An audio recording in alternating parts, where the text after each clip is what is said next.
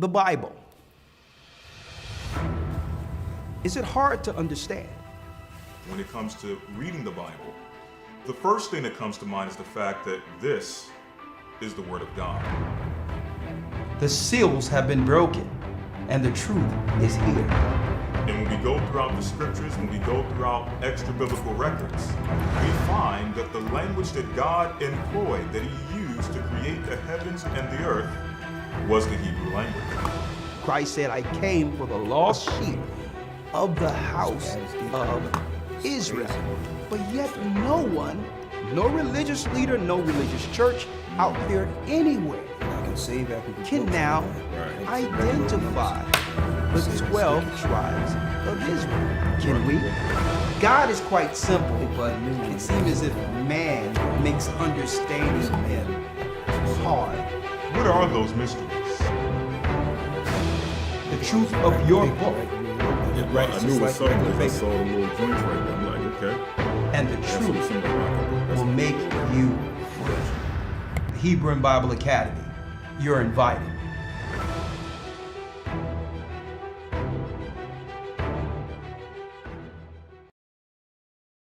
Shalom, brothers and sisters. Shalom, shalom. We're the elders of the Gathered of Christ Church, and man, if y'all would have seen what happened on the other side, I've never seen these computers wig out like this. But once you hear the lesson, you'll probably understand. We're at the end of the dedication. I would like to say Shabbat Shalom to all the brothers and sisters throughout the four corners of the earth. I hope you all are blessed in the Almighty. I hope you're having a blessed end of dedication.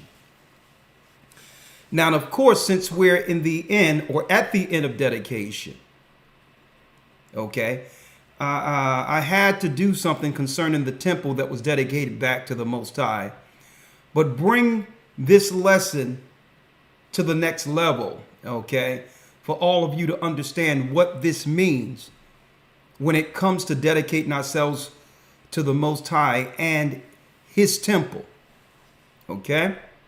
So we're going to jump right in. We're already behind the time. So we're going to jump right in, Elder Lawya, if you will. Let's do a prayer here. And please hit the like button, which is going to do the Shema for the Sabbath. Shema Yasha'Allah Ahaya Allahayanawa Ahaya Akkad. Shema Yasha'Allah Ahaya Allahayanawa Ahaya Akkad. Hear, O Israel, the Lord our God is one. Hear, O Israel, the Lord our God is one. Blessings, brothers and sisters. I'm Elder Rawchaa along with Elder Lawya for your weekly Sabbath lesson. Okay, Shabbat Shalom. And I hope you all are in great spirits, of course, throughout the four corners of the earth. The Feast of Dedication is ending according to the correct calendar.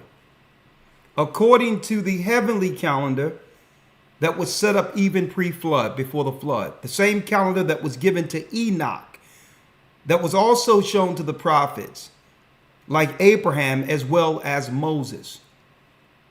So there's a reason why we're in the Feast of Dedications, but you don't see Christians following this on this day as a high holy day. I mean, this week. You won't see the Jewish people following it in this week. And you won't see any other religion out there following this during this week. And the reason why, the majority of the earth is off the true calendar, is off the true time. A year is divided into 52 Sabbaths. Okay? And even Moses was told to make sure the children of Israel veer not off of this particular count, or it'll throw off the time and or seasons and prophecies. And I want to emphasize that, right? The prophecies and time concerning us. Okay, so it's ironic we're going into this lesson today. Let's get that where it says in Romans 9:25, they shall think to change times and or laws. Daniel 9 and 25. Okay. So I want to tell y'all this, brothers and sisters. Don't, I put it this way. Don't be confused or get dissuaded with, how is it that everything the Gathering of Christ Church do when it comes to holy days is so different than everyone else out there? Everyone else is worshiping according to the Judaism or what the Jewish people are doing, even Hebrews. How is it that the doctrine and what the Gathering of Christ Church is bringing forth, why is it so different? And why do we celebrate the same holy days at a different time? Okay, and this is what confuses so many people. Or outside of anything, they would rather just claim that something is wrong, the fact that we're not on what everyone else is on, right? And it seems weird to them. Well, the reason why, folks, is the same reason during Christ's time and the disciples' time. Christ and the disciples were on something different than everyone else. And this is why Christ kept conveying to those who were listening that he's the way, the truth, the life, and no man cometh to the Father but by him. The Sadducees, the Pharisees, the scribes, they were all following so-called Passover at that time, or what they would want to call Passover. But they weren't on the path, right? The same. So we have to get it correctly. We have to get it correct for the world, because why? That world, which is on time, will soon come to this world. And the Most High is adhering his people, and the prophets and teachers have been beseeching their people to get on code with the heavens. Read Job 9 and 20. Daniel 7 and 25. Let's read it. Daniel 7 and 25. Daniel 7 verse 25. Read it. Yes, sir. And he shall speak great words against the Most High, and shall wear out the saints of the Most High, and think to change times and laws. Daniel 7 and 25 reads again. And he shall speak great words against the Most High, and shall wear out the saints of the Most High, and shall think to change times and laws. And shall think to change times and laws. Now you're going to find out that he is linked directly to the Roman Empire. Okay? It was the Romans who came in and began to make different types of calendars. Okay? The Gregorian, Julian, and all these other calendars, when the Most High's calendar from the beginning was perfect. So it would think to change, they would think to change times and the laws that were originally instituted by our God. So if you follow things according to their calendars, you're going to be off concerning holy days. Now, what they couldn't change is what? The number of days for a week, within a week. So they never changed what they would call Sunday to Monday or Sunday to Sabbath. They didn't have to. They just changed the calendar. So instead of 364 days like it was commanded, given to Moses, 52 weeks according to the book of Jubilees, and that we were not to vary off of that or disturb the times, they started doing stuff like 365 days, leap year, and all this other mess they've been doing, having time determined strictly by the moon without the calculation of it with the sun. And by doing this, they've thrown off the Most High's holy days and Sabbaths and the worships that our forefathers did before Christ, prior to Christ. And we're gonna highlight the culprits who are behind this conspiracy also. So this is why you'll see us following the Feast of Dedication when no one else is doing it, when others aren't actually following it. You will see them doing Hanukkah at totally separate time and wonder. And you believe that what they're doing is on schedule with Torah. It isn't. Even when you look at the Jewish calendars, all of their months are named after Babylonian deities. The month of Tammuz. Tammuz was what? The virgin child incarnate of Semiramis of Babylon.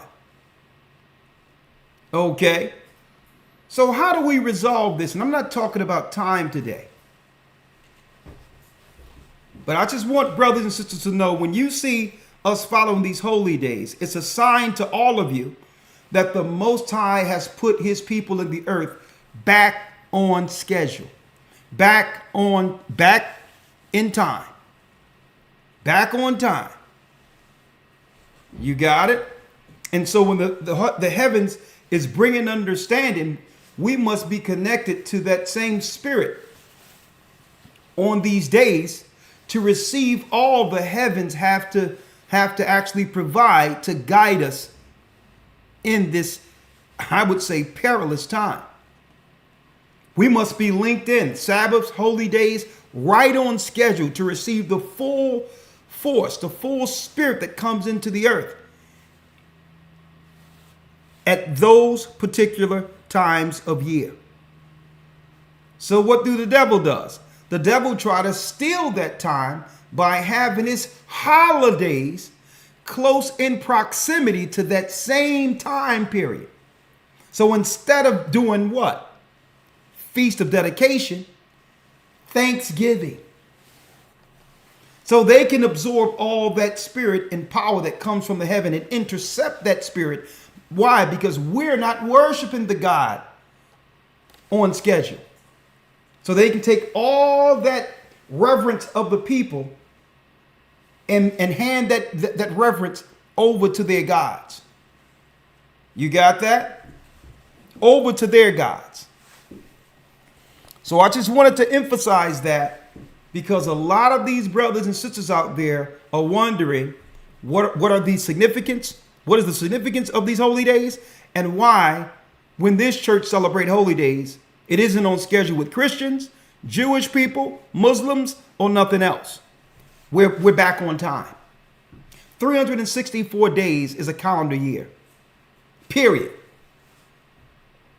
Period. It doesn't change. And people will look at Esau's calendars and say, well, hold up. If we keep following it this way, wouldn't we be in winter in a few years? No. Because don't forget, Esau does things like daylight savings time. To resolve him not doing 364, he does things like leap year. He does all types of stuff because he's not on time. So they try to stay close to seasons, the consistent seasons from one season to the next. So what they'll do is they'll have a leap year. They'll pull away a day and do all these things instead of doing 364 only. You got that? Just wanted to put that out there. Now, okay, boy, do we have a lesson for you all today. Boy, do we have a lesson. All right. And of course, I'm going to make some announcements, but just hold tight. I'll do the announcements near the end of the broadcast, since we're so behind the time. Hit the like button for me, please, before we go into this particular lesson. Right? As you can see, the title for today: The Desolation of the Chosen People Fully Explained. Now, I was in deep thought, right? Prayer and thought this morning. Deep thought and prayer. And I said, and I was asking in my mind, and my thoughts, I was asking, how can I quantify or convey this truth concerning in context of this title, not just to the scholars and the fervent studiers of the word and those who just love history? Because sometimes, that can actually, you believe it or not, with our attention spans right now, sometimes people don't just have enough attention to just deal with history, right? So I said, okay, how can I quantify this so that not just a scholar, but the regular layman or everyday person can understand the importance of this particular lesson, where everyone, regardless of your level, can understand it and it resonate and hit at the same type of intensity as if a layman was a scholar, or a scholar was a historian, or someone who haven't read the Bible at all. It would resonate on such a level, it would resonate to them so that they can understand it as a scholar would, or a historian would, or a theologian would. I'm like, how can I put together a lesson where it doesn't matter your education, to understand the depths of where we are and what's going on concerning the prophecy for God's people in these end days? And I'm going to show you today what the Most High provided. Some of the information you've heard before, but I wanted to put it within context, a chronological context, so that anyone can understand. Check this out. Check this out. Even someone who don't believe the Bible at all, put it in context to even a non-believer would have to consider the Bible again. Right? 1 second. You see this? Mm-hmm. Hold on 1 second. 1 second. 1 second, because the computer's trying to act out, but I'm not going to allow it to happen. I'm going to work this through. 1 second.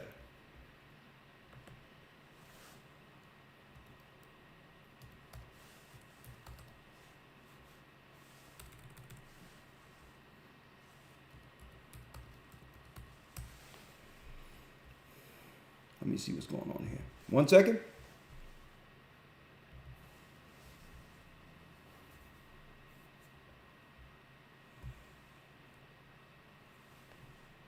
One second.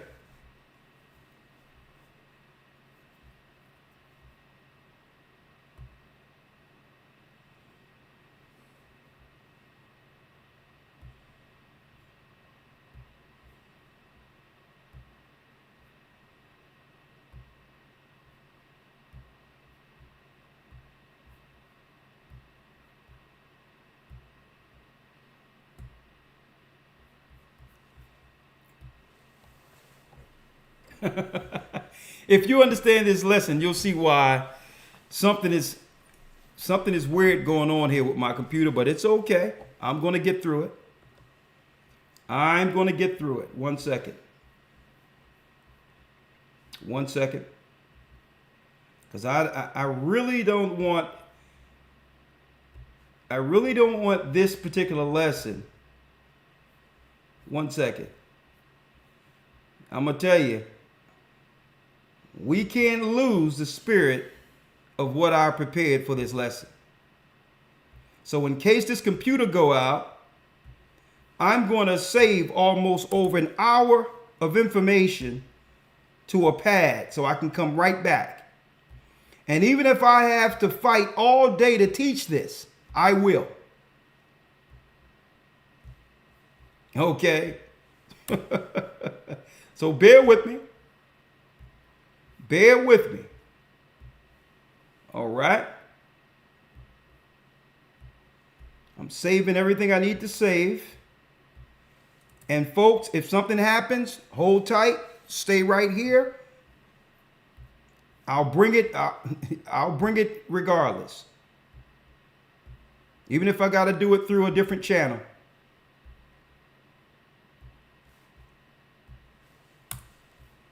One second.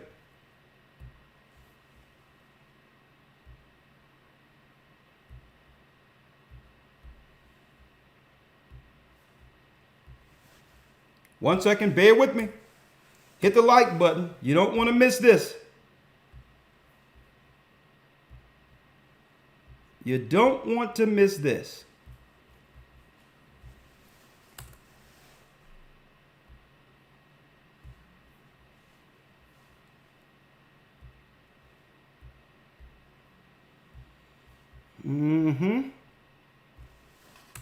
Bear with me.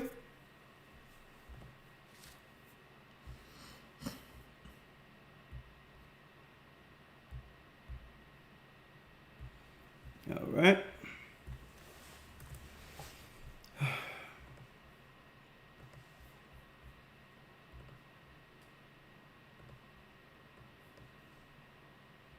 All right.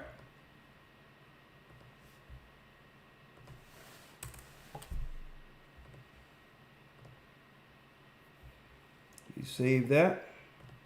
Okay. All my information is saved, so if this computer go down, I'll be able to open it up on a different computer. So let's go. Let's go.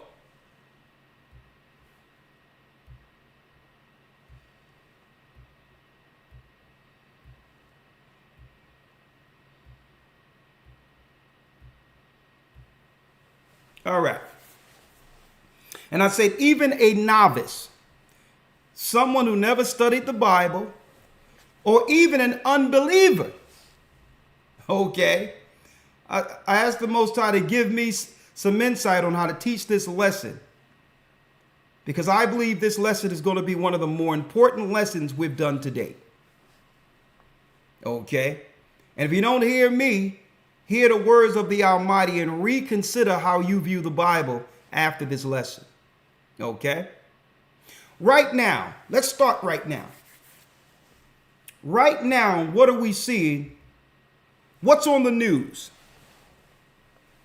When it's we went from the Ukraine war to the state of Israel, Palestinian war, right? And that's why I'm naming this the desolation of the desolation of the chosen people fully examined, right? The desolation of the chosen people fully examined, right? And let's start from when we ourselves, Elder Lawya and I, and even you, had no idea who we were as Christians, right? We believed in Christ. We believed in the blood of Christ, right? We praised him every Sunday, right? We had no idea who we were past chattel slavery, outside of being named Africans who were brought over here to serve. We were taught in the Christian church that we were under the cursed seed of Ham by the majority of the theologians and when it comes to the theology of Christianity, that we were the cursed seed of Ham, right? We were totally ignorant to who we were. We were also taught in the Christian church, right?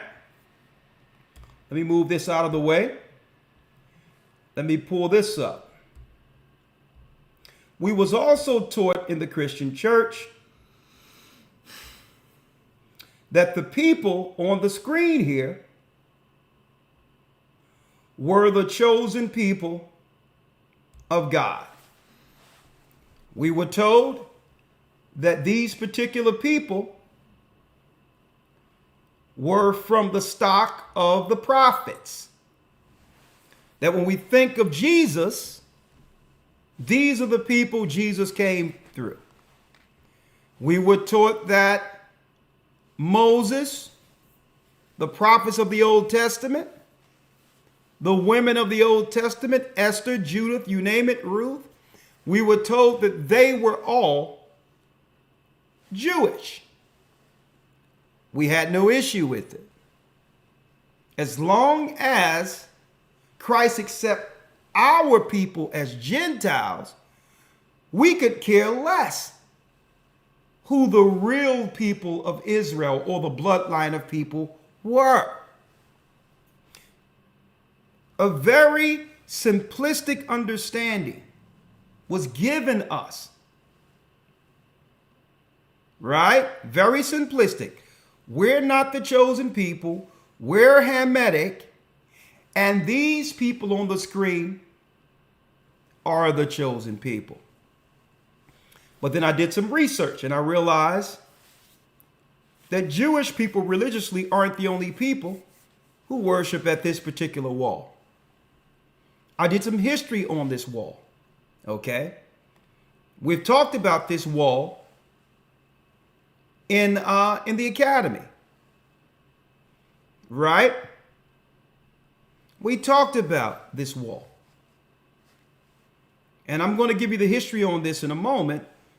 But it was a very simplistic understanding of who they were and who we are as black people. Right? So I'm not here to argue that. Right? Right? I'm not here to argue that. I'm going to lay down the facts according to the Bible. And what we were also told, so to support the people who are European Jewish people who are restored in, as they stated, a restoration of their people in 1948, we were told because they were attached to the holy people of the Bible, as Christians, we were to support their war to regain the Holy Land. So that there's a conflict over in the Middle East, automatically our people were to what? Were to support one side against the other. Due to what? Due to their connection to our holy book.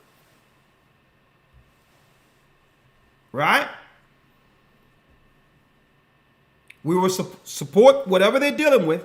So, under that simplistic narrative, automatically any war that happens over there, religiously, we as Christians who follow the Bible would have to take a side, and our side would automatically be the people connected to the book we trust.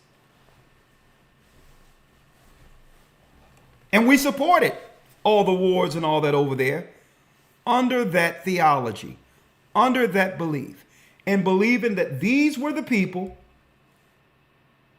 and that we as black people in America or North American Indians or Hispanics, whatever the case is, that we were Gentiles. We supported the so-called, what they're over there, because they taught us that they're the people and we're the Gentiles. Right?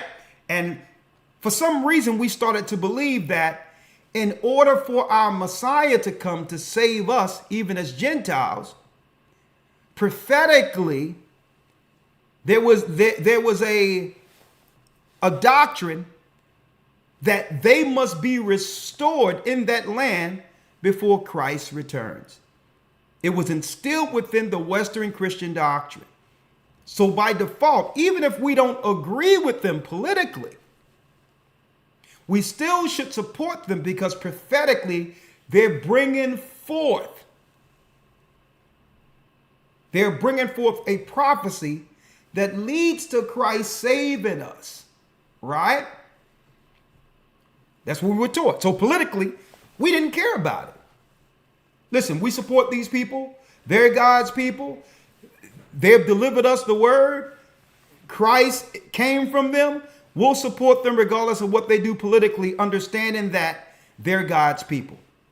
Very simple. And see, this is why I wanted to break this down from a simplistic standpoint.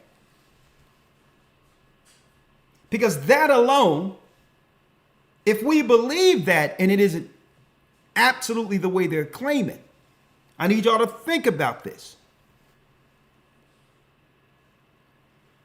It leaves us willfully ignorant to only receive one narrative. A narrative that's really on the same line of accepting Christopher Columbus discovered America. See? There's nothing to see here. But when I dig into this, and it's going to get good.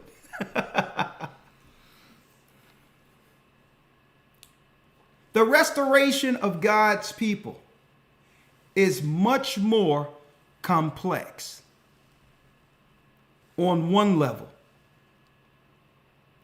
and much more epic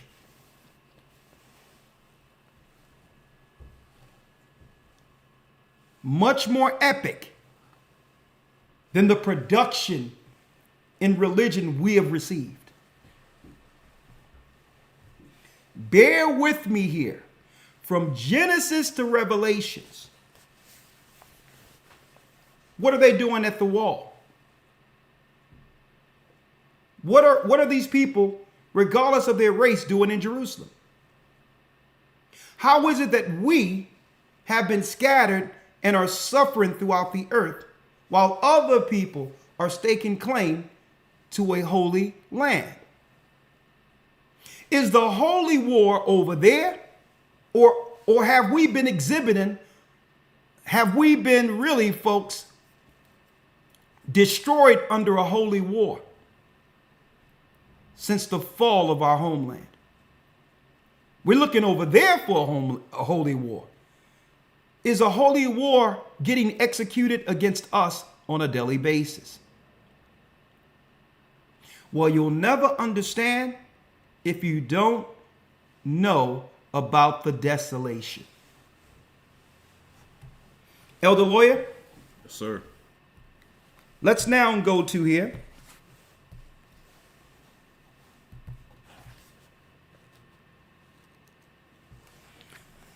Let's now go to Romans 9 and 24. Let's go to the prophets. Stick with me now. Go to Daniel.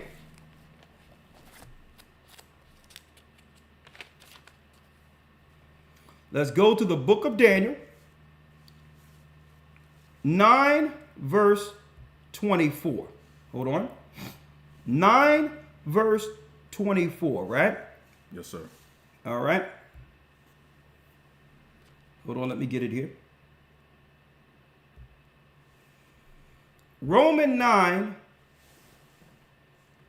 Daniel's 9. Roman must be on the mind because I'm dealing with these Romans today. Daniel 9 verse 24, the prophet. Now, mind you, folks, Daniel was shown 4 separate empires our people would go through. Empires that would rule over the children of Israel, the true people according to bloodline, not religion. 4 different empires until the promised Messiah comes to restore the children of Israel back into prominence. Right? According to a prophecy. Hit the like button. Here we go. Daniel 9, verse 24. Yes, sir. Daniel 9 and 24. 70 weeks are determined upon thy people and upon thy holy city, to finish the transgression, and to make an end of sins, and to make reconciliation for iniquity, and to bring in everlasting righteousness, and to seal up the vision and prophecy, and to anoint the most holy. And to anoint the most holy. Right? So the angel is breaking down to Daniel a prophecy. When you read up, Daniel was shown something, and now the angel is giving understanding to it. Right? That 70 weeks are determined upon thy people. Now that's a time span. So the Most High, through this angel, is giving Daniel an insight on how long Israel would have to suffer. And he's also letting them know that a Savior is prophesied within that time. Why? Why? Well, they've always given the prophets insight for the future of the holy people. Now, this is not speaking of people who've converted to a religion. This is not speaking of someone who identifies with something or who and are not those people. This is speaking of the actual 12 tribes of Israel who came through the bloodline of Abraham, Isaac, Jacob, the physical 12 tribes of Israel. It has nothing to do with your religion. Let's get religion off the table. It was told Daniel, who's an Israelite, that what? That 70 weeks were determined, read. Upon thy people and upon thy holy city to finish the transgression. To finish the transgression. And to make an end of sins, and to make reconciliation for iniquity, and to bring in everlasting righteousness, and to seal up the vision and prophecy, and to anoint the most holy. And to anoint the most holy. So the prophets were given insight to a what? A Savior who would come within this time. Who was prophesied to what? To be sacrificed and to take that blood to the Holy of Holies. And through that action, follow me. Eventually, the holy people would have a reconciliation. They would be reconciled to the God who cursed them. And the Israelites were cursed for disobedience. I'm going to show you. Right? So when it says 70 weeks are determined, many Christians and all that been trying to break it down and look at the temple and look at the time span of 70 weeks and trying to break down what a generation is. Many theories out there. But folks, the Most High told Daniel, seal it up, seal the book until the time of the end. So there's many theories of Christian theologians trying to break that down, and it's quite simple. When it says 70 weeks are determined, it's speaking of, in a nutshell, 70 Jubilees. The era of the so-called Christian theologians and historians, they're strictly just looking at history alone. Okay? They don't know where to go to begin this count of 70. But I'm going to show you today. When it says 70 weeks are determined, Elder Lawya, let's go to Genesis 6, verse 1. I'm going to make it simple for you all to understand this. 70 weeks are determined. Elder Lawya, I need you to go to Genesis 6, verse 1. Let's read. Yes, sir. Genesis 6 and 1. Read. And it came to pass when men began to multiply on the face of the earth, and daughters were born unto them, that the sons of God saw the daughters of men that they were fair, and they took them wives of all which they chose. Come on. And the Lord said... Now this was before the flood. Angels came down and dealt with the daughters of Cain. That's what happened. And they brought forth a new genetic line in the earth called Nephilim. Read. And the Lord said, My spirit shall not always strive with man, for that he is also flesh, yet his days shall be 120 years. His days shall be 120 years. Now, a lot of people look at this and think it's talking about the lifespan of a person.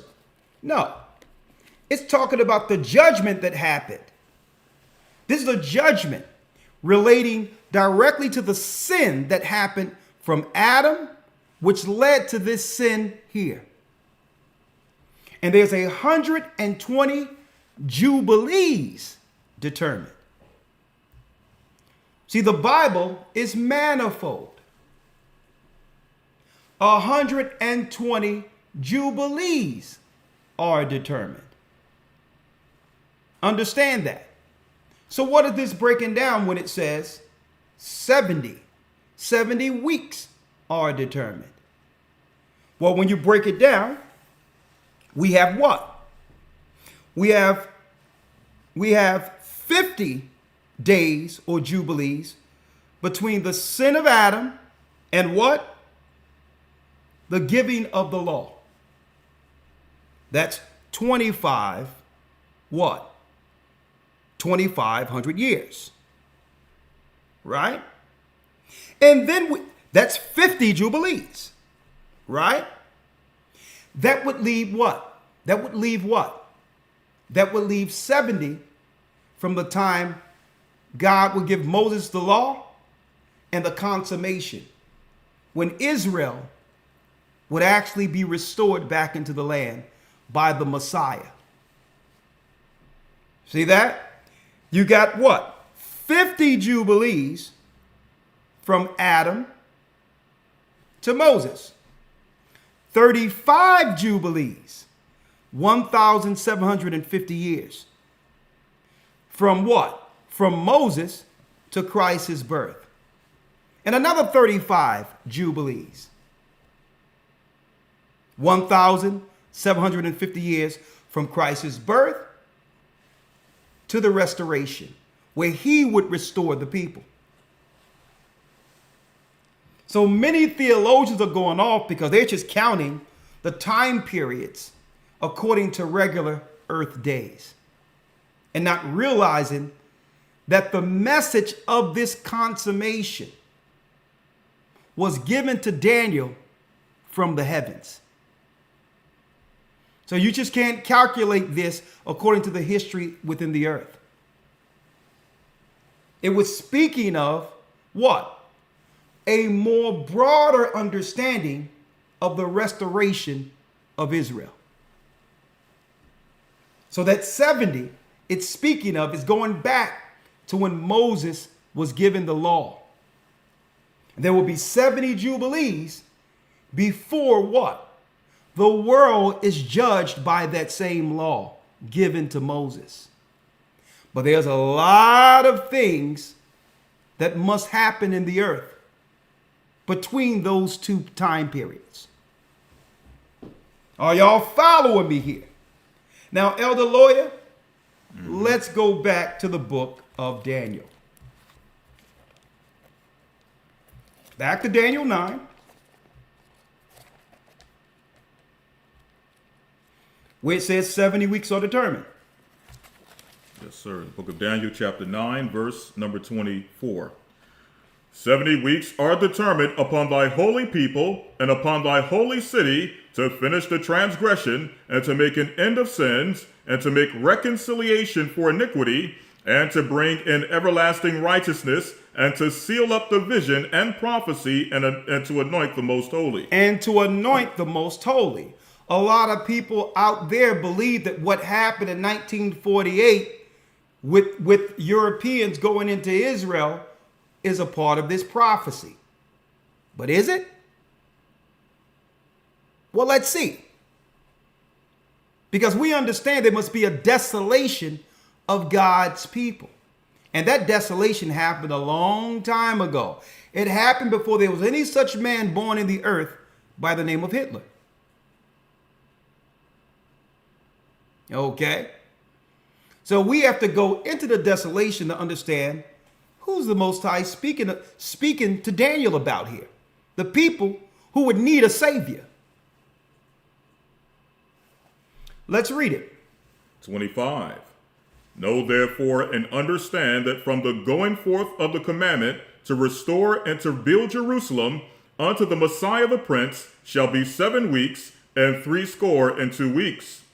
The street shall be built again, and the wall, even in troublous times. And we know that it was built in troublous times. Dedication, right? Right?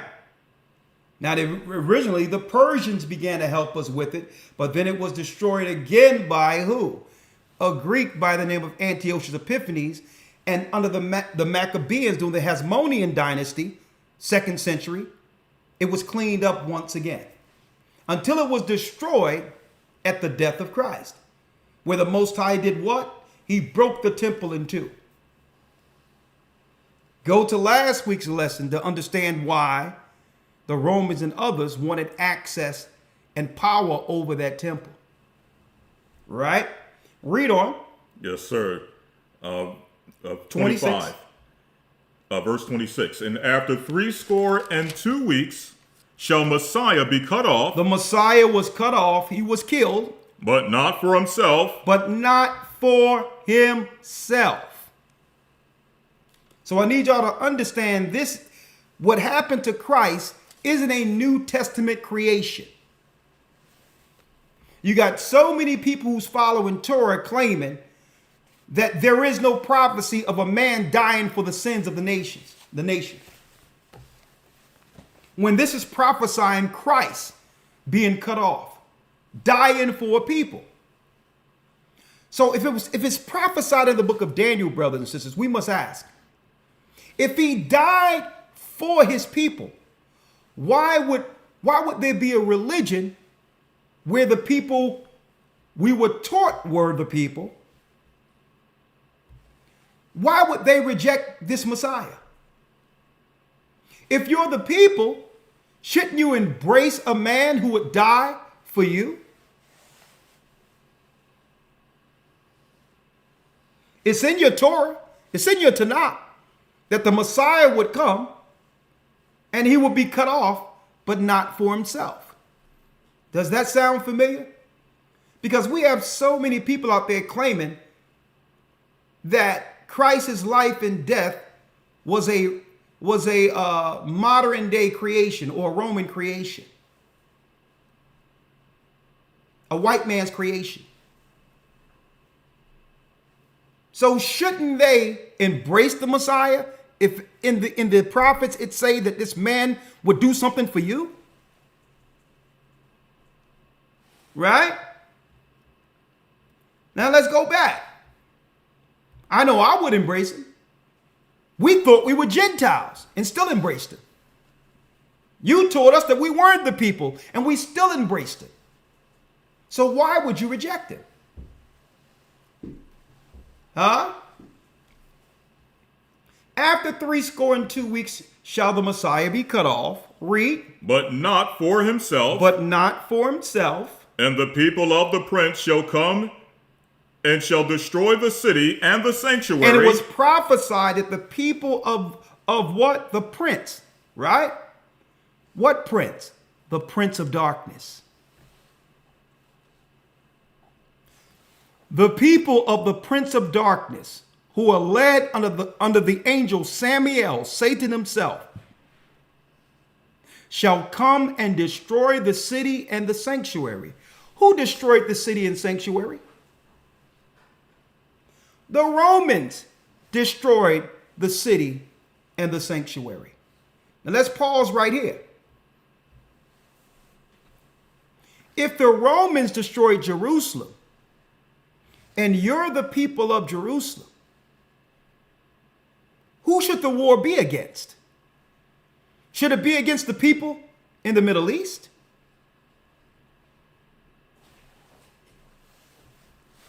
Interesting, isn't it? You would think that the people who were destroyed by the Romans would have a bone to pick with the Romans.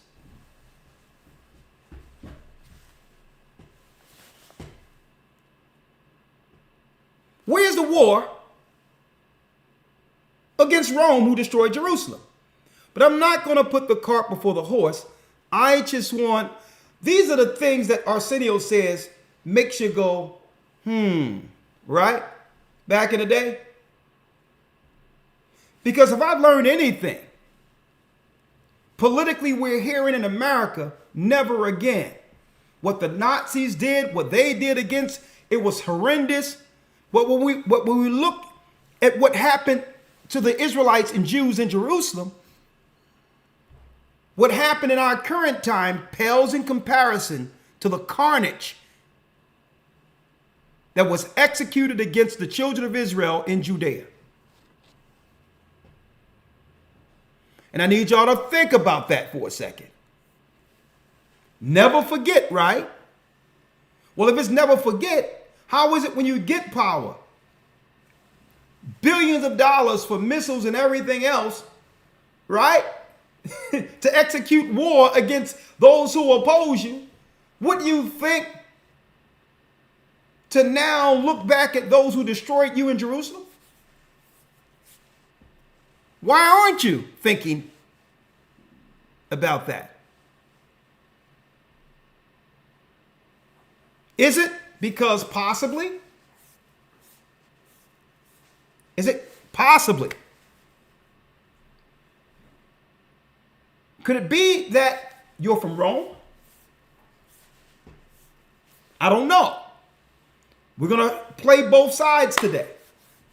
We're going to look at both sides. All right? Let's read it. Yes, sir. The rest of verse 26. The people of the prince that shall come shall destroy the city and the sanctuary, and the end thereof shall be with a flood, and unto the end of the war, desolations are determined. Desolations are determined. So that means once the city of Jerusalem is destroyed, there shall be a flood. I'm going to talk about that flood. It's not talking of water.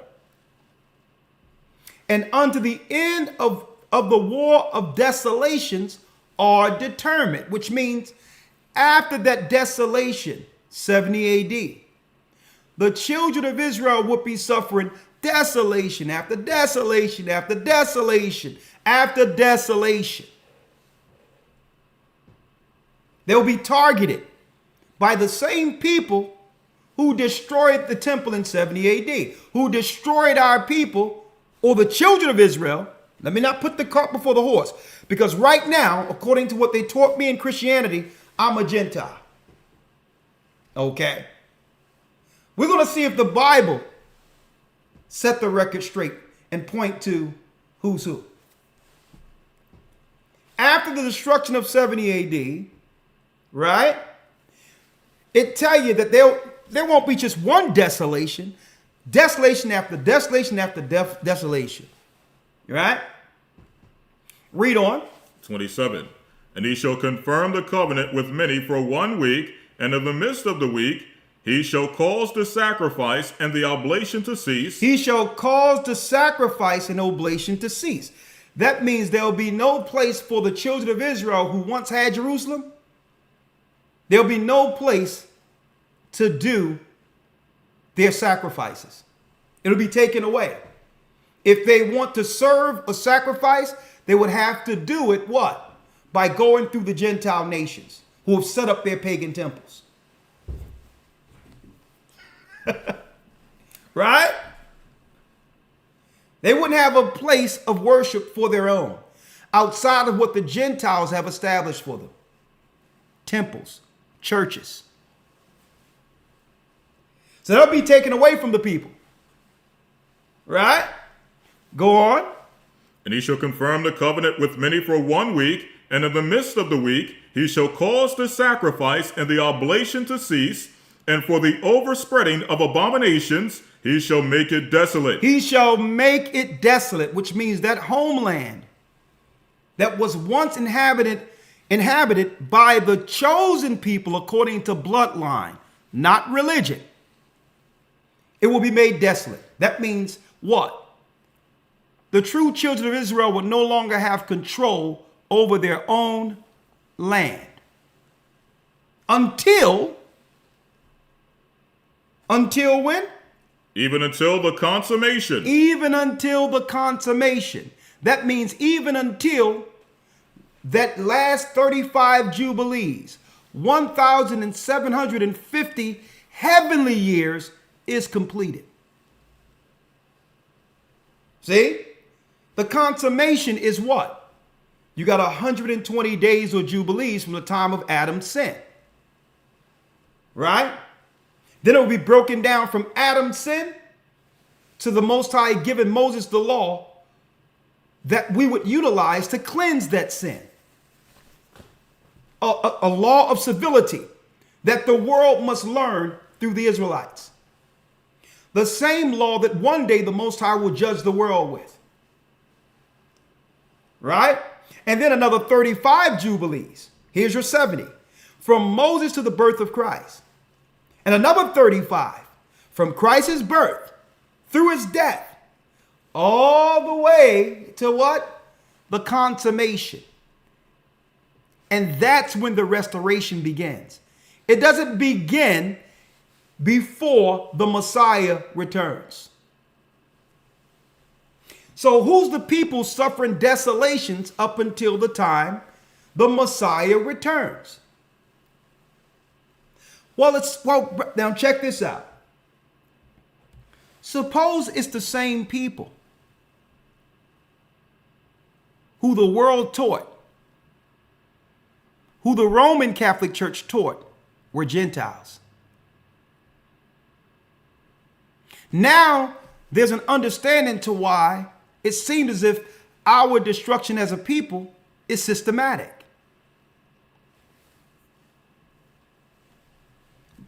It doesn't matter how high we grow within any empire. Folks, we were famous in every empire.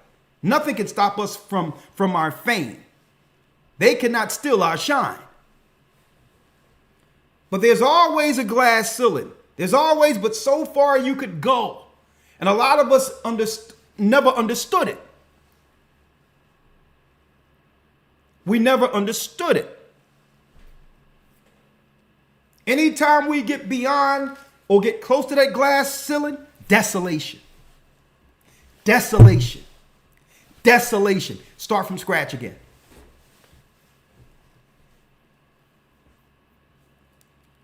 Are y'all following me here? So we got 50 Jubilees between Adam and Moses, the law. Right? That's 2,500 years. Then we have what? 35 Jubilees between the law and Christ, the prophet that was shown to the prophets, Christ, his birth. From Moses, the giving of the law, and what? Christ coming in 35 Jubilees later, 1,750 heavenly years later, according to the correct calendar. That's 35. And another 35 from Christ's birth until he returns, the Messiah. So then we have to ask, what is this restoring of Israel we're hearing in the Christian church today in the Western world?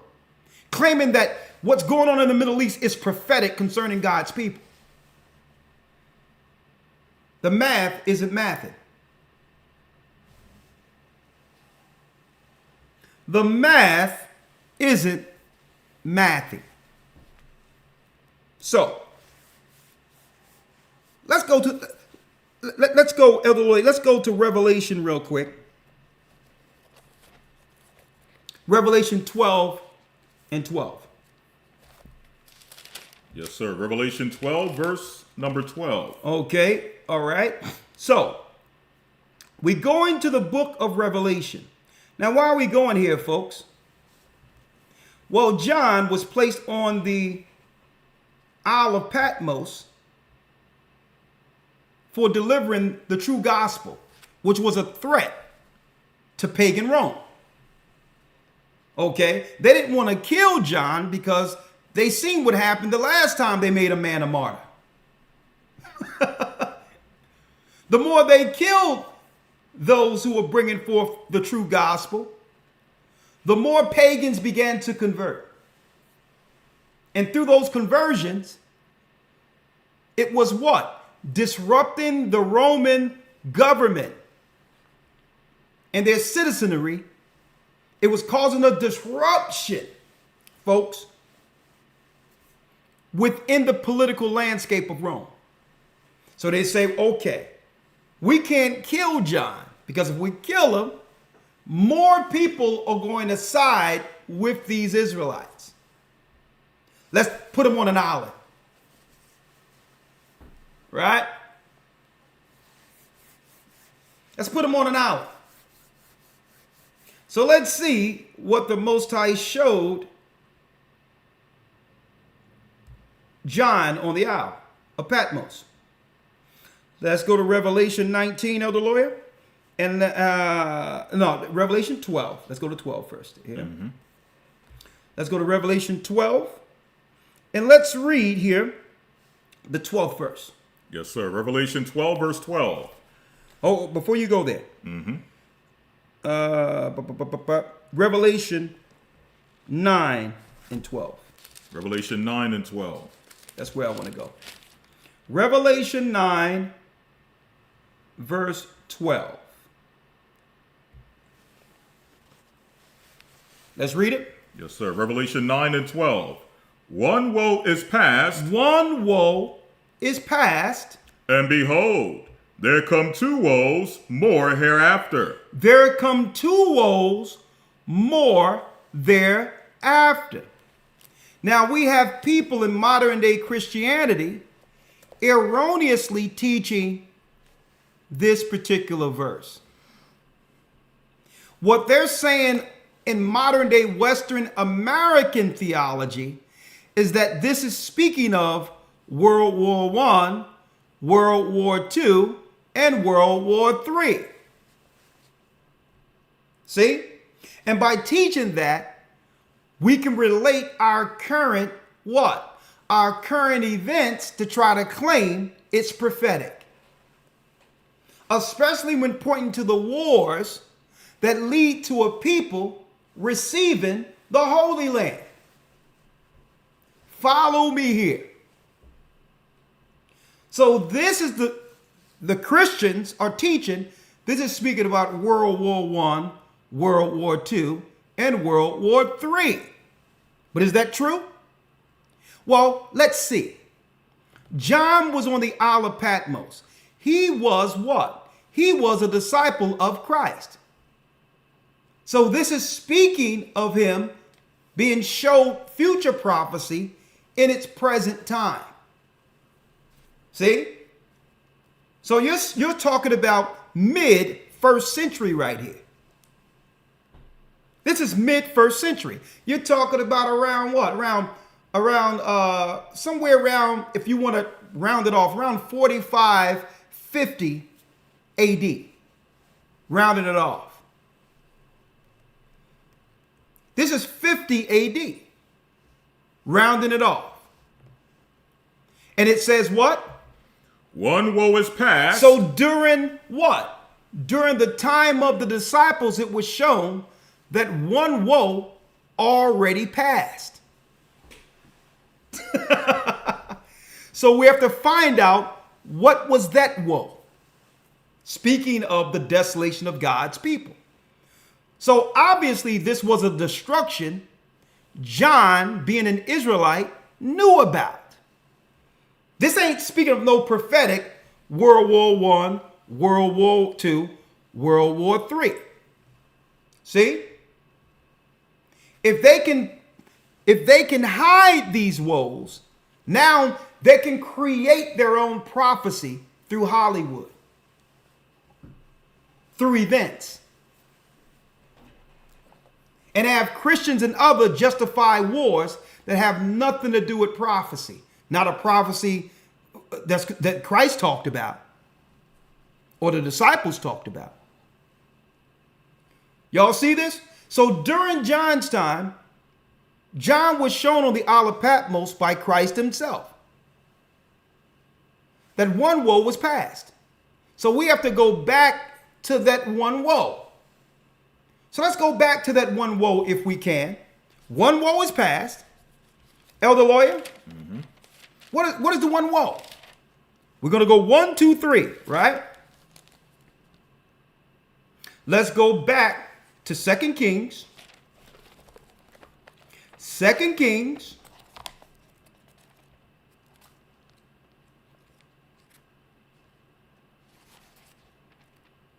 Second Kings 17. And let's go straight to 17. Yes, sir. 2 Kings 17, verse 17. Read. Matter of fact, let's start at the 16th verse. This is speaking of the northern kingdom. After the sin of Solomon, the kingdom was split in two. Ephraim became king over the northern kingdom. That's right. Jeroboam.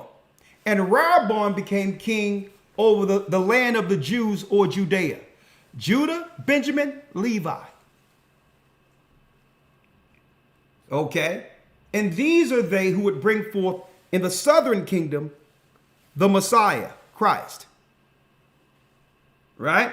Read 16. 2 Kings 17 and 16. And they left all the commandments of the Lord their God, and made them molten images, even 2 calves, and made a grove, and worshipped all the host of heaven, and served Baal. And served Baal. And serving Baal is also what? Child sacrifice. That's why you'll always hear under these satanic constructs, you'll hear about missing children and all that. Okay. So our people in the northern kingdom began to follow these particular sins: idolatry, witchcraft, sacrifice. And what happened? And they caused their sons and daughters to pass through the fire, and used divinations and enchantments, and sold themselves to do evil in the sight of the Lord, to provoke him to anger. Read. Therefore the Lord was very angry with Israel, and removed them out of his sight. There was none left but the tribe of Judah only. There was none left but the tribe of Judah. But we know Benjamin and Levi came into what? The southern kingdom. Right? So when you remove Israel out of the land, that becomes what? A woe or a desolation. So because of these sins, the Most High sent the king of Assyria against the northern kingdom and began to disperse the 10 tribes, Ephraim at the helm, off of the land. One woe is past. So who did they put in the land instead of our people? Let's go down. Yes, sir. Verse 24. 24, read. And the king of Assyria brought men from Babylon, and from Cuthah, and from Ava, and from Hamath, and from Sepharvaim, and placed them in the cities of Samaria instead of the children of Israel. Instead of who? Instead of the children of Israel. Instead of the children of Israel. So there was a mass conversion. Gentiles coming in who one day would think they're the people. And this was before the Idumean conversion. Instead of the what? The bloodline people of Israel. See that? Read. And they possessed Samaria and dwelt in the cities thereof. So what happened? Gentiles began to overrun the northern kingdom. This is why when Christ came on the scene speaking to the Samaritan woman, he says, you worship you know not what, for salvation is of the Jews. John 4. And it's going to come a day you or your people are not going to be worshiping in this mountain. Because the real people will be here one day. The people who've been scattered since 721 BC. And let me give you some insight, since we like to talk about discussions. When you hear the word Holocaust, Holocaust comes from a Hebrew word which means burnt sacrifice. So we need to talk about the destruction of the people who was taken out of the land. Right?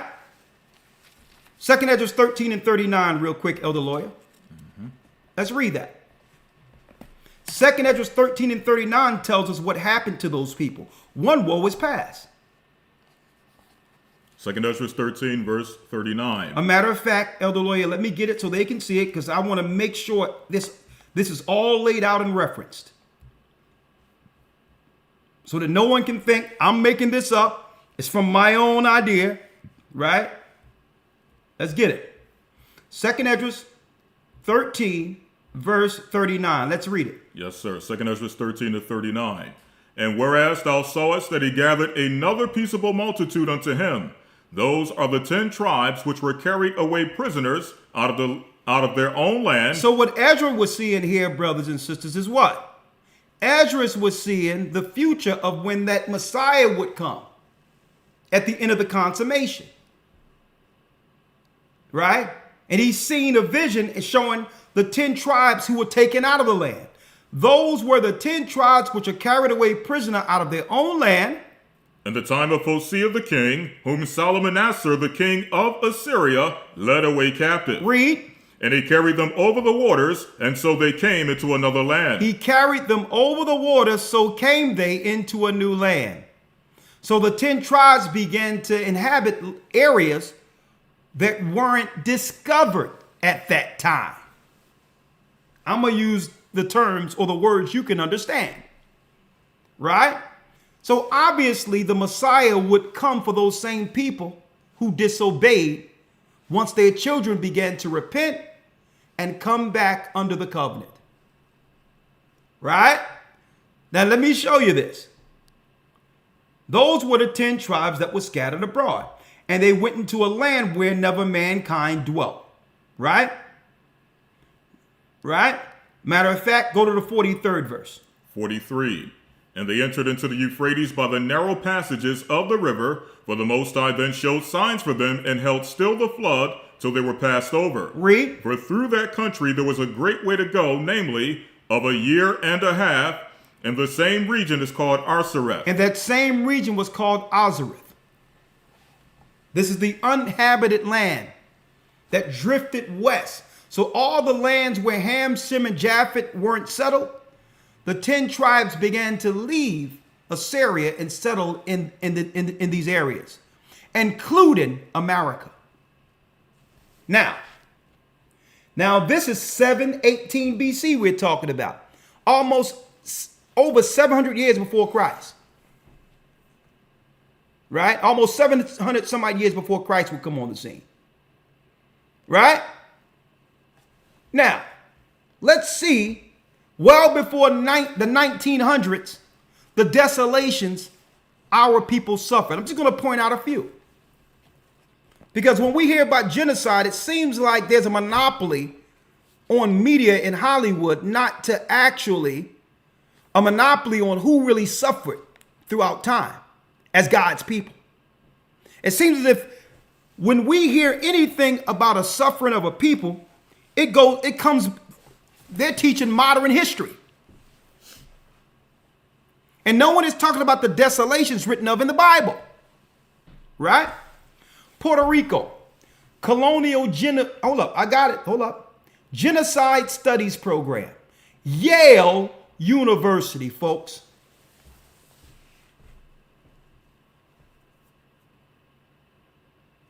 Usually when I go into stuff like this, I try to break it down in the academy with research purpose, reference papers, cite and sources.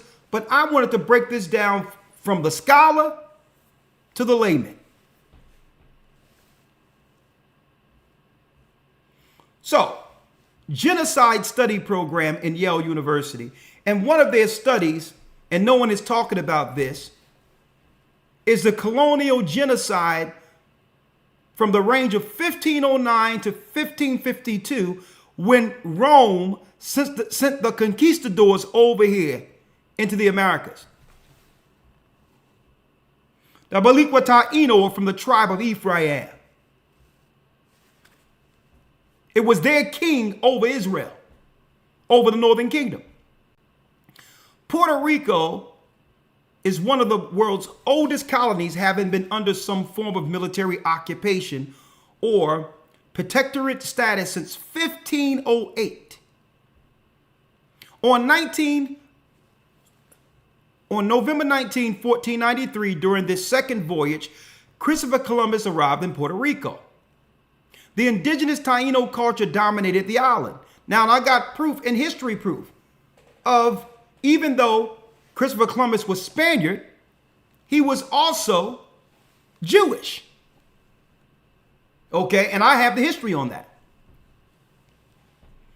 The indigenous Taino culture dominated the island. The Taino called the island Blorquin, Spanish Boricuan, the land of the brave Lord. Columbus named the island San Juan Bautista in honor of St. John the Baptist, based on the archaeological remains of pre-Columbian people. The Puerto Rican archaeologist Don Ricardo Herrero calculates that at most, the island had 30,000 inhabitants circa 1508. Right? But when you go down further, it talks about what? When the conquistadors came, folks, they slaughtered, folks, in Puerto Rico. Yale University has this information. 500,000 man-child were killed in the slaughter.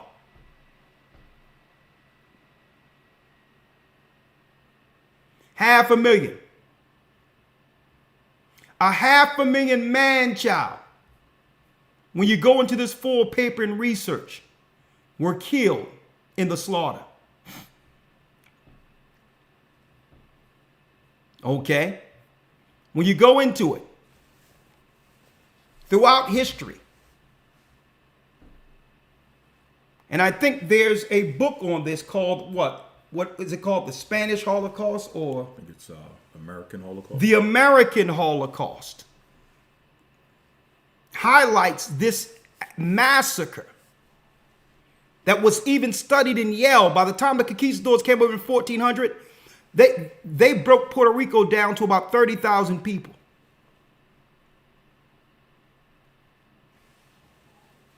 But where's the war? Where's the calculation? Where's the movies? When it comes to these people, who the Most High said would come over, where's the movies?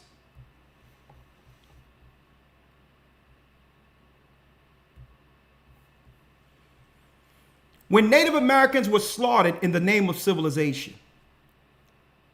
History Channel. By the close of the Indian Wars in the late 19th century, fewer than 238,000 indigenous people remained of the estimated 5 million plus living in North America before European contact. Where's the movie? Where's the production?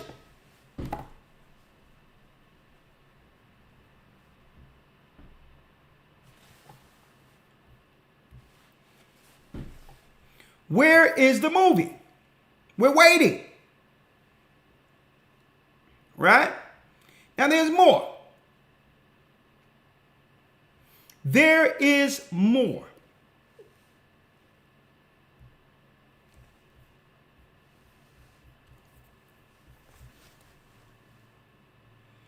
Colonial period 1788 to 1901.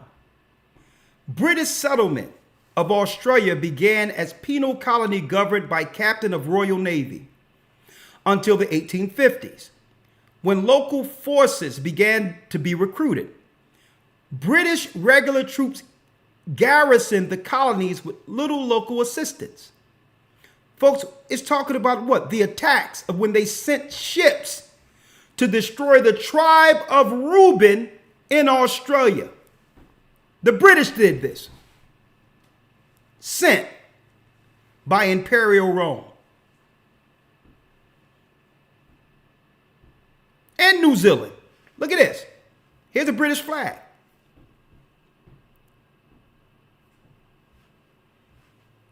Where you at? Where the movie? Where is the movie? We're waiting for it. You had European volunteers, 2,500 volunteers who came through from Europe to begin to slaughter these people who were worshiping their God separately.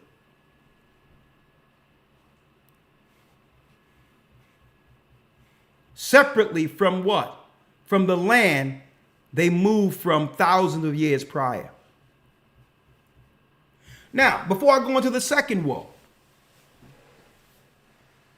721 BC was the first woe, according to prophecy that Daniel, the prophets, and even John knew about on the Isle of Patmos. It had nothing to do with your World War I, World War II, World War III, the productions we see in the earth today.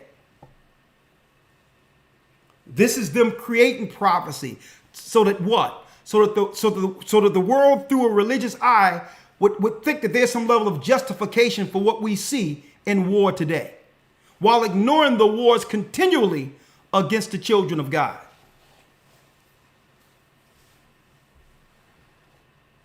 See? We're going to break this down, folks. We're going to break it down. One woe is past. Well, let's put a date on that war. 721 BC. When the king Hosea came against our people, okay, who end up selling to North America and different parts of the world, only before Imperial Rome began to find them, only to kill and enslave them. One woe is past. North American Indians slaughtered. Colombians, Mexicans slaughtered. Where's the movie? One woe is past. But wait till you see what I have for you. We'll be right back. One moment. One woe is past. Boy, do I got some good stuff for you. And we may go a little bit, but just bear with me. Bear with me. We'll be right back with part 2.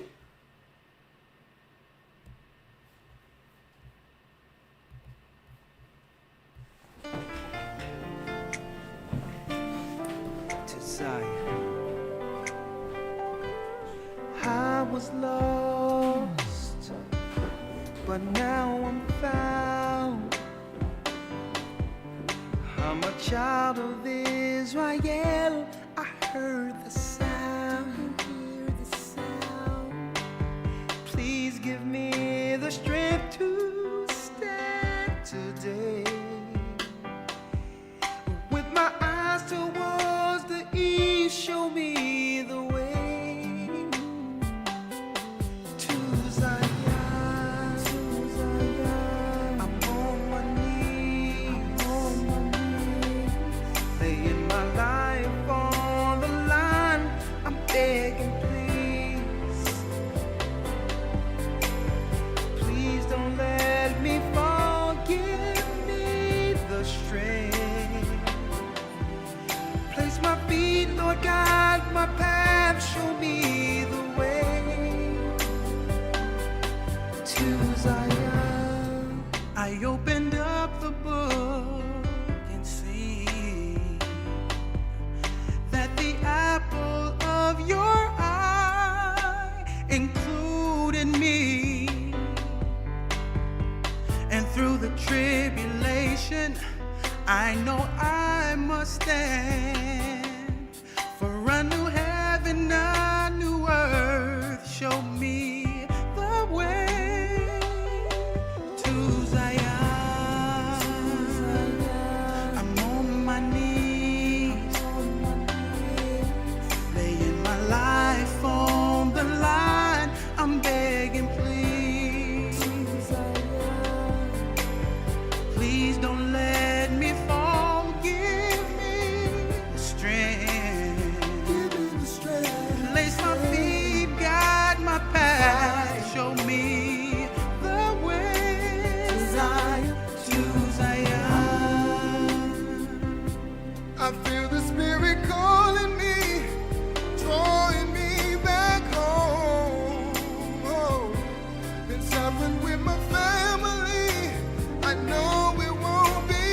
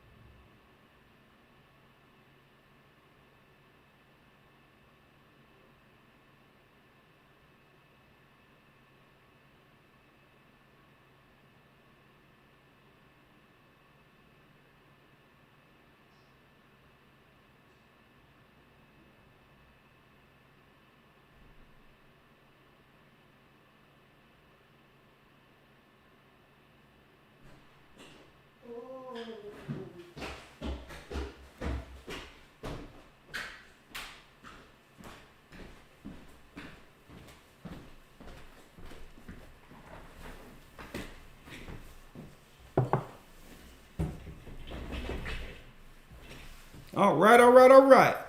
Are y'all still with me? Are y'all still with me? It's about to happen.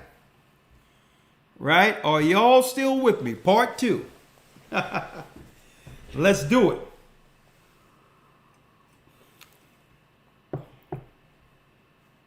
All right. Hit the like button. It's about to get real good up in here. Right? So let's go back to Revelation. Let's go back to Revelation 9 and 12 real quick.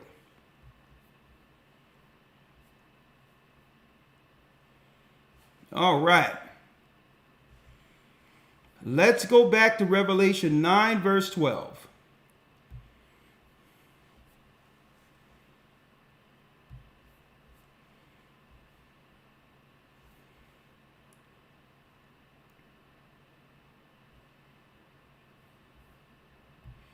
So jumping right in, going back to Revelation, John is on the Isle of Patmos now. Right? John is on the Isle of Patmos, and Christ has showed him that one destruction is past. What year was that? 721 BC against the original people, not those who were Israelites according to some religion. Okay? These are the bloodline people of Abraham, Isaac, and Jacob, direct descendants of the 12 tribes of Israel. Right? So one woe is past. They're over here in the new world or whatever the case is, while Christ were delivering the gospel to the disciples.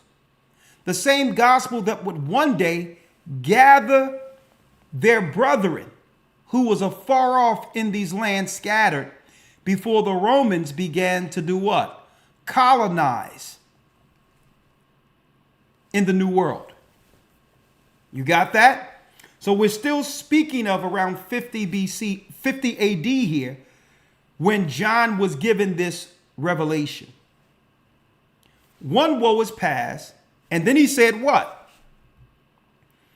And behold, there come 2 woes more hereafter.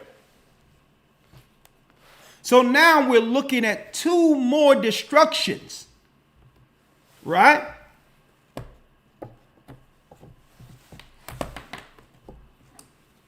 We're looking at here, follow me, we're looking at 2 more destructions of the original people, of the people through bloodline, not religion. 2 more destructions before the promise, before these people are restored as God's people. Are y'all following me here? Right? So this has nothing to do with World War I, World War II, or World War III, or any production they've made in our modern time to have us believe that these wars they're executing in the earth are prophetic, as them being some people according to some religious view. Okay? Now,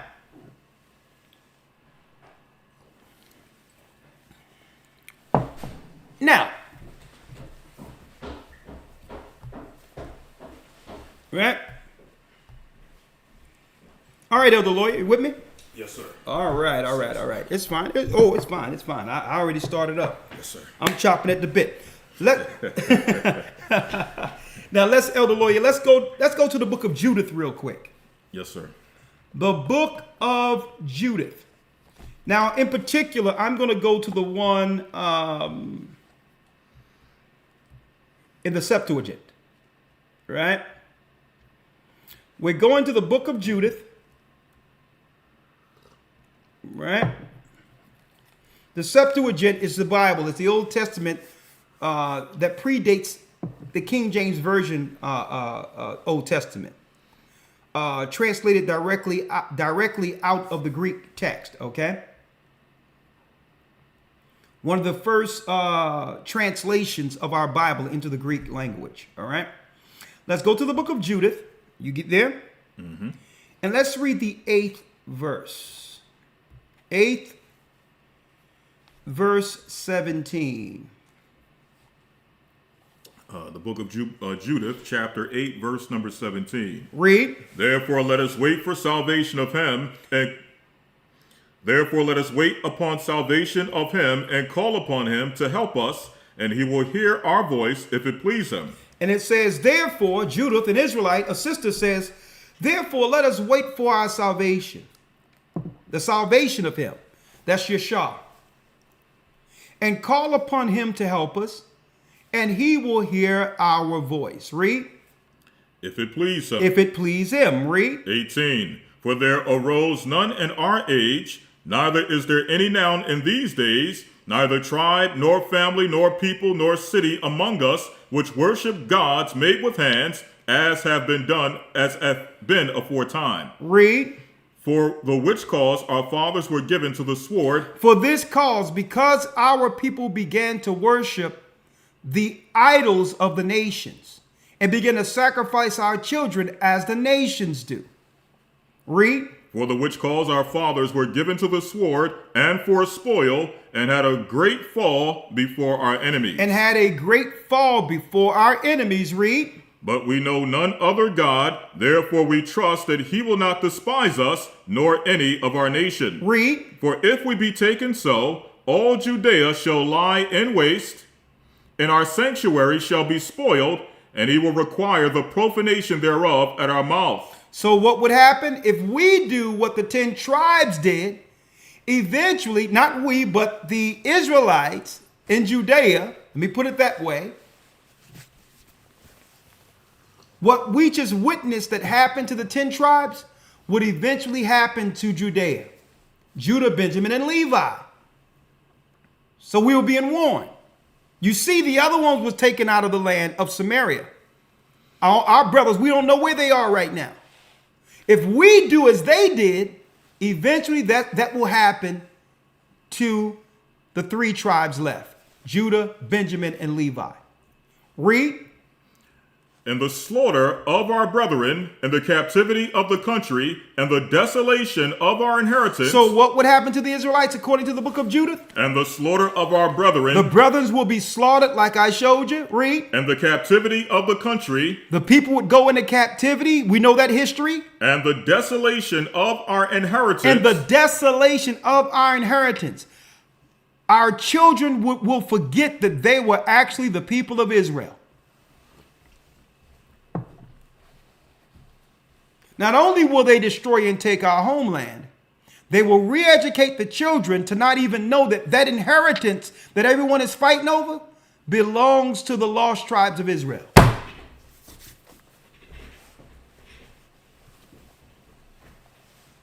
Read. And the slaughter of our brethren, and the captivity of the country, and the desolation of our inheritance will he turn upon our heads among the Gentiles. Read. Wheresoever he shall be in bondage, and we shall be an offense and a reproach to all them that possess us. And it says Judith warned Israelites that their children will be an offense and a reproach to all them that possess us. That means the people who enslave us would hate us and would treat Israelites as such. So when the Bible says one woe has come and one woe has passed, let's go to that second woe in a moment. But before we go there, something happened when the 10 tribes were taken out of the land. Last week I went over the dedication by the Maccabean brothers during the Hasmonean dynasty, right? Yes? Well, something happened. There was a conversion of Edomites, of Idumea. Right? There was a conversion of Idumeans. A matter of fact, Elder Lawya, do we have a Josephus around here? I have one, if you need it. No, I have one right here. One moment. I'm going to get the actual book here. Huh? 1 second. I have one somewhere. Josephus. There it is right here. Here we go.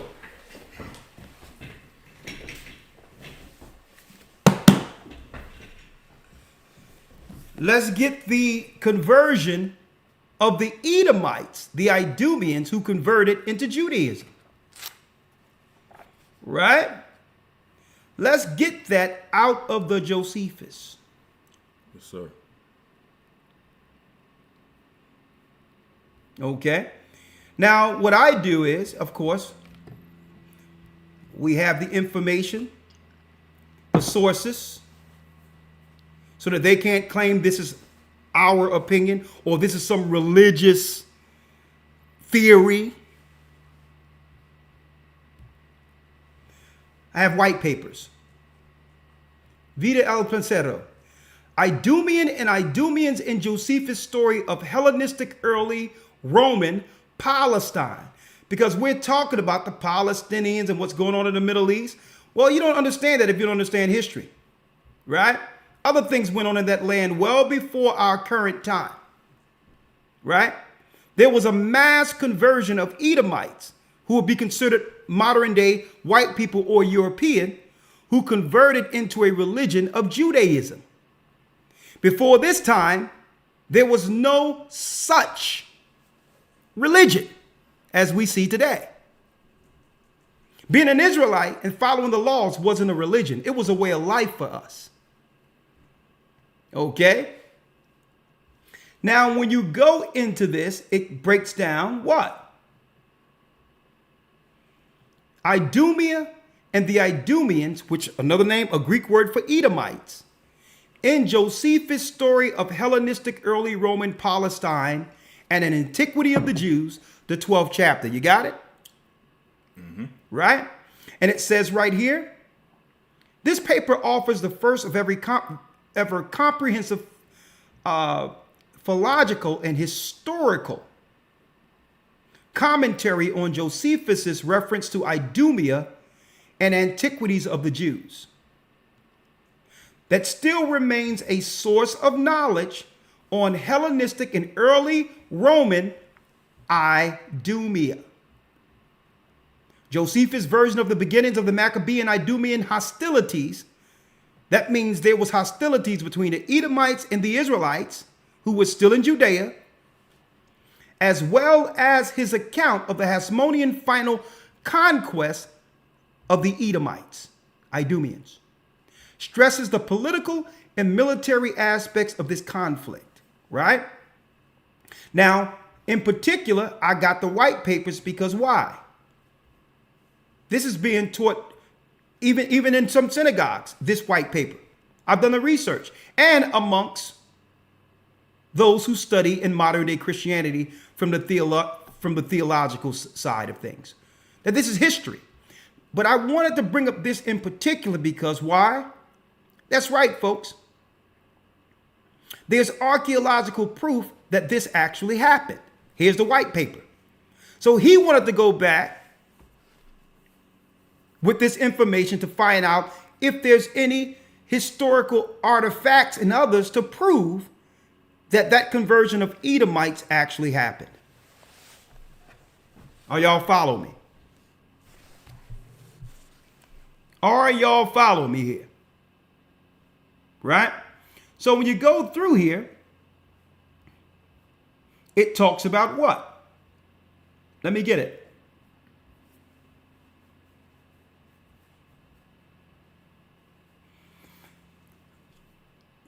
Hasmonean conquest of Idumea. And it says what?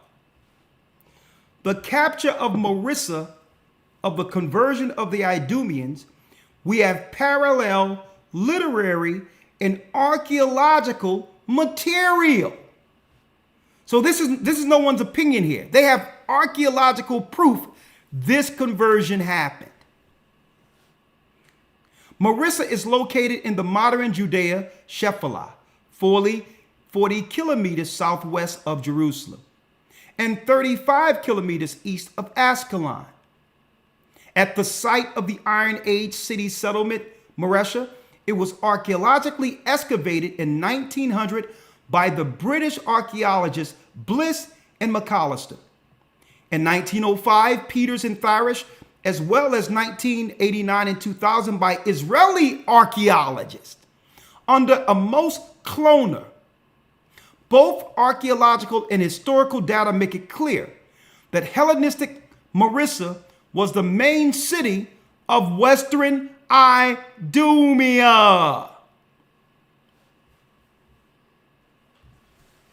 I'm citing their historians, their archaeologists, that says that there was a mass, what? Edomite conversion into Judaism. So at the same time, the 10 tribes are scattered throughout the earth, other people are now taking on the religion of Judaism. There's a difference between being through the bloodline of the 12 tribes of Israel and one who would convert to a religion. And that's where most people are confused. In the Christian church, we weren't taught that there was people that looked like Romans converted into Judaism.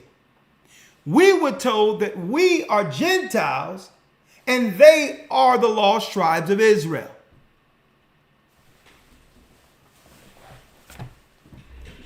But I'm bringing the facts to you today. Elder Lawya, read it.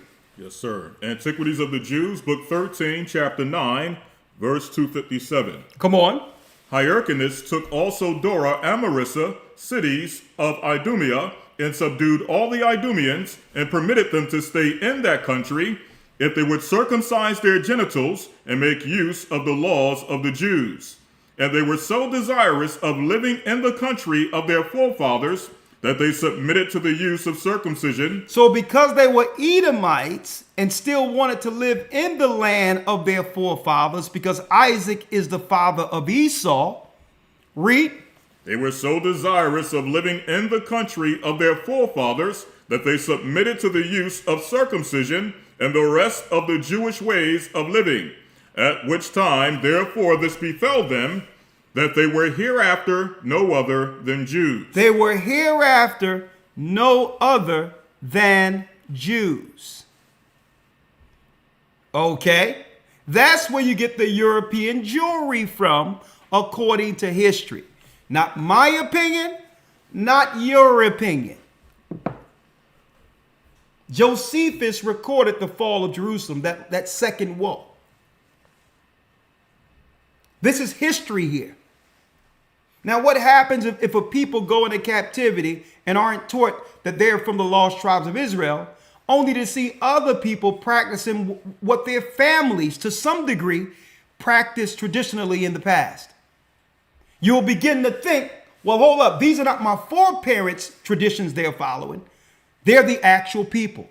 Especially if what? The Romans began to teach a false theology that black people in America are from the tribes of Ham. So they had us looking in an entirely different family. They had us looking amongst Hamites when the curses of the Israelites fell upon the children of Israel. Are y'all following me here? Now let's talk about the second woe. One woe has passed, and what? Let's go back to the woes, Elder Lawya. Revelation 9. Yes, sir. Revelation chapter 9 and 12. Revelation 9, verse 12. Read. One woe is past. So the one woe has passed was the woe that the Israelites understood according to history. When the kingdom was split and the 10 tribes were taken out of the land, right? And only Judah, Benjamin, and Levi was still there.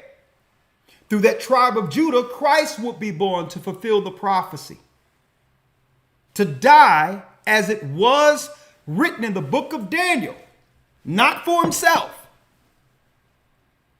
And through that death, at the end of the consummation, the 12 tribes would have access to the throne if they repent.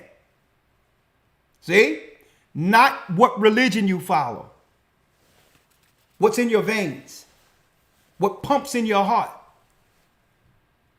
your genealogy. This is why they've set up a very sophisticated scientific grid that they can take your blood to find your gene type. It's not, they'll never tell you who you are if you sent 1 billion blood tests into one of these sites, into one of their labs. They'll never tell you who you are. It's a waste of time. Okay? Let me make it clear, folks. That's why they set up a grid of hospitals and all these others around here. So that, because they're looking for a certain gene type that goes back to the 12 tribes. Why? Because it was prophesied that they would look to what? Exterminate the chosen bloodline. That's the desolation the Bible speaks of. The Romans are seeking to do what they couldn't do in 70 AD. So when it says one woe is past, that's serious. Because what? The disciples had the history of the carnage and destruction that happened to the 10 tribes for disobedience. And now it was about to happen again. Right? One woe is past, read. And behold, there come 2 woes. There come 2 more woes. More hereafter. More hereafter. So it's 2 more big destructions we must look to prophetically and find out who those destructions are aimed against. One was the 10 tribes, 721. What was the second? Elder Lawyer, if you will. Let's go now to Matthew 24, verse 15.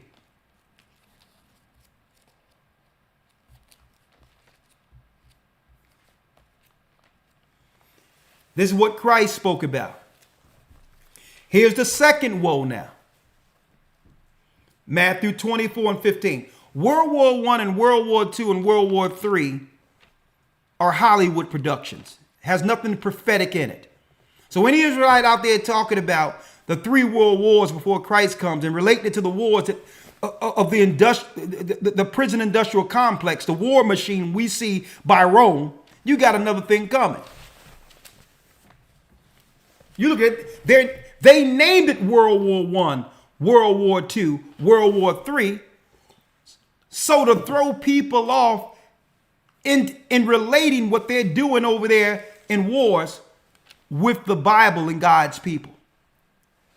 So that now Christians can look at that and be like, yeah, these wars, they're over there, the temple got to be built.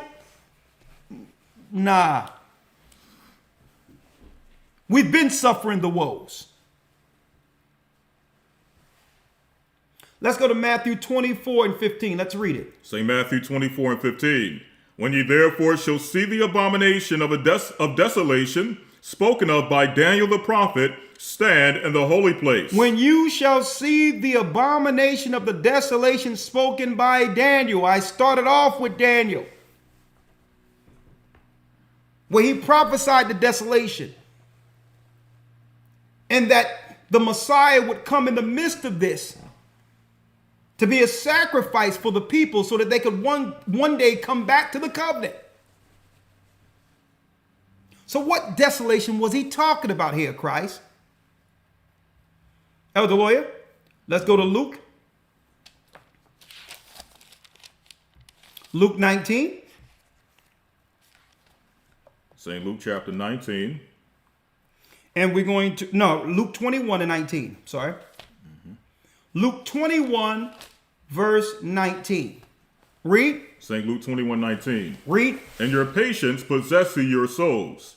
And when you shall see Jerusalem compassed with armies. When you shall see Jerusalem compassed with armies. Then know that the desolation thereof is nigh. Know that the desolation is near. The second woe. Know that the desolation, because don't forget, only Judah, Benjamin, and Levi is left in the southern kingdom. And when you shall see Jerusalem compassed with armies, then know that the desolation is near. Read. Then let them which are in Judea flee to the mountains, and let them which are in the midst of it depart out, and let not them that are in the countries enter thereinto. For these are the days of vengeance, that all things which are written may be fulfilled. The warning that Judith gave us, the prophet gave us. Now Christ is telling us it's about to come to pass. I have to be sacrificed first. But after I die, these Edomites will come after you. You're going to lose Jerusalem for a time. You'll be scattered and go into captivity. And in those same lands, I'll find you. I'll find you. Don't seek to Jerusalem. Jerusalem is destroyed. I'll find you. So here's the second woe right here. Now, in history, it's documented in history. What is this? The triumphal parade in Rome of Jewish religion articles, a 7-branch candlestick, a table of showbread, and sacred trumpets, removed after they sacked Jerusalem in 70 CE. See, the art resource, New York. Detail of the release of the Ark of Titus, Rome, 81 CE. Where what? Where the Edomites or the Romans celebrated, these are Europeans, folks, celebrated what?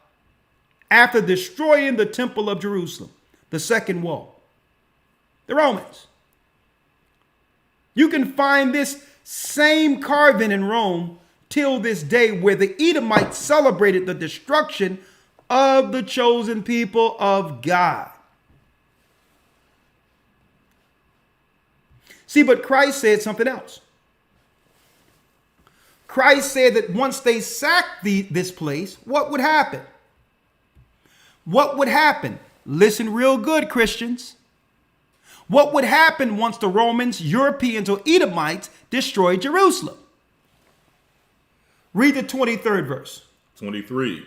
But woe unto them that are with children, and to them that give suck in those days, for there shall be great distress in the land, and wrath upon this people. Read. And they shall fall by the edge of the sword. They shall fall by the edge of the Roman sword. And shall be led away captive into all nations. And shall be led away captives into all nations. Hold up. What is Christ prophesying here? What is he prophesying? Being led away captive. That means the true people, according to bloodline, have nothing to do with religion, will go into captivity under the hands of their oppressors. Now, have nothing to do with the religion they follow. This is a bloodline prophecy. Read.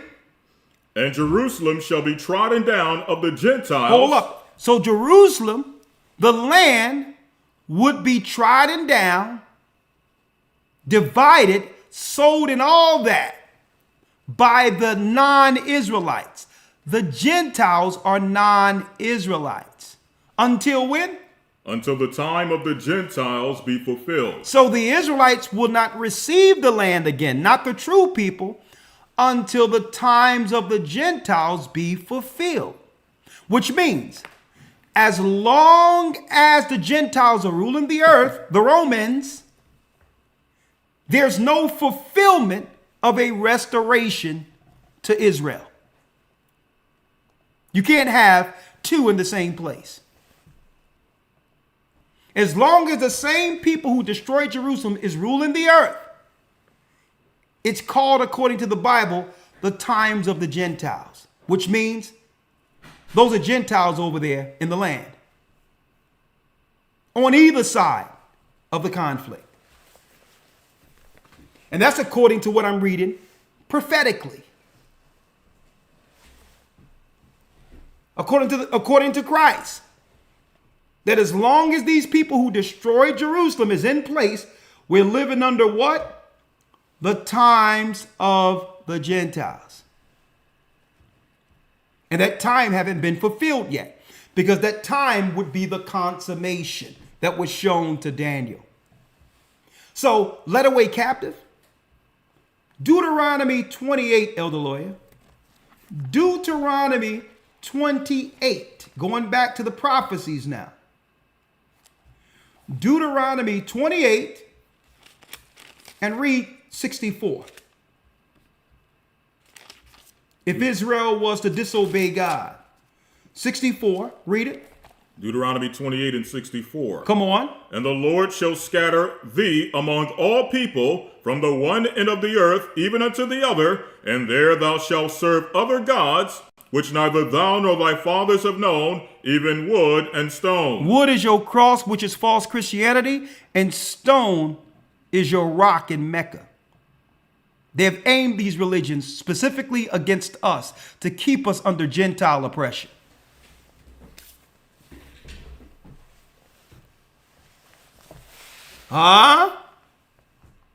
Let's go down to the 68th verse. 68. And the Lord shall bring thee into Egypt again with ships. Egypt, Exodus 13 and 3 let us know that Egypt means bondage, the house of bondage. The Most High would take you into bondage, read again with what? With ships. With ships. By the way whereof I spake unto thee, thou shalt see it no more again. You will not see your homeland again.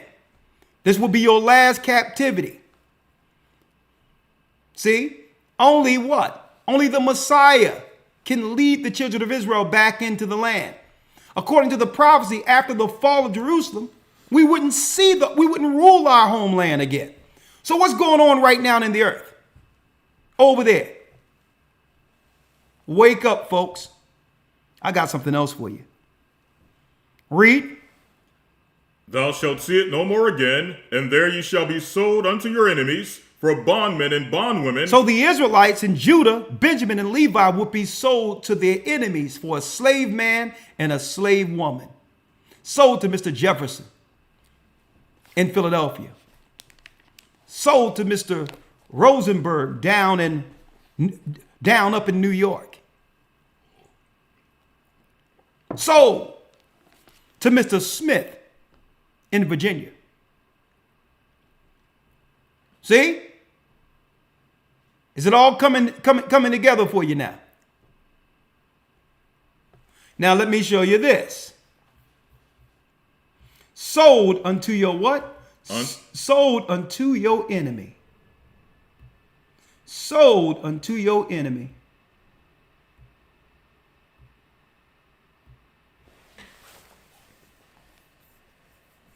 Now, these prophecies only pertain to the lost tribes of Israel who were taken from Jerusalem. Right? Now, look at this here.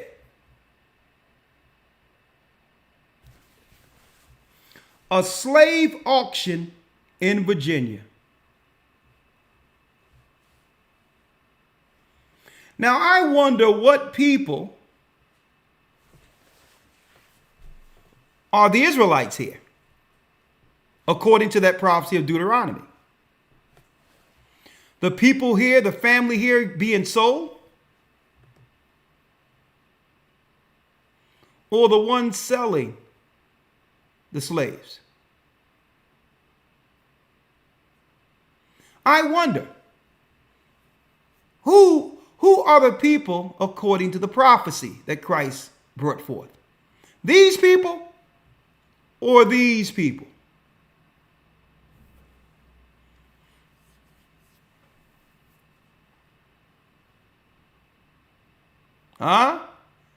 And then I got to hold this for later. But let's talk about something else. There was one conversion of Edomites during the time of Hyrcanus in the mid-2nd century. But then later, there was more conversions of Romans and Edomites into the religion called Judaism today. There's a guy by the name of Unkelus, the convert.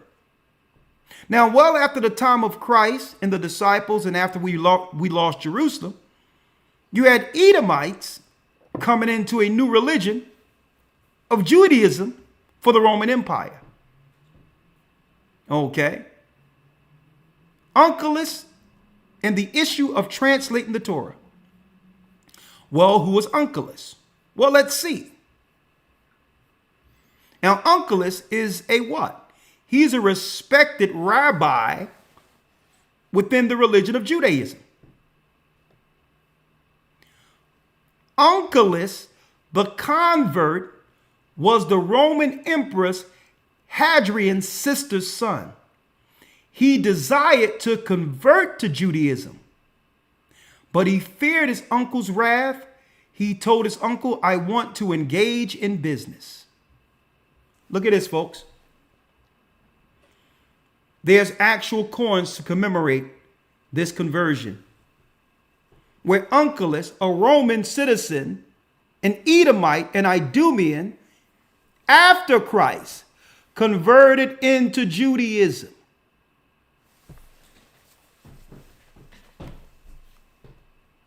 So if Uncleus didn't convert into Judaism,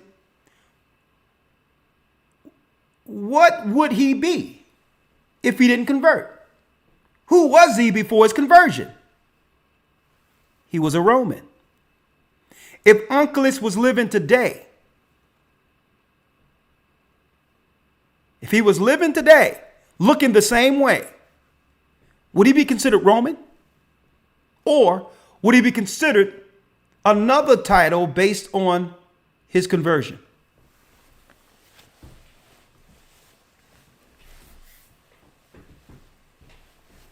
Now, I'm using their sources, folks.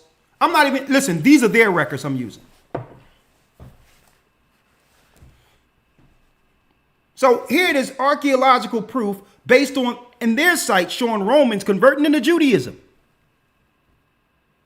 So I'm confused because later when I woke up in slavery, I thought I was the Gentile.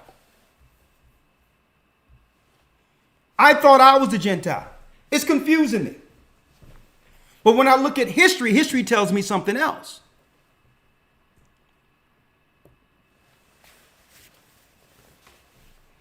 So what happened over here?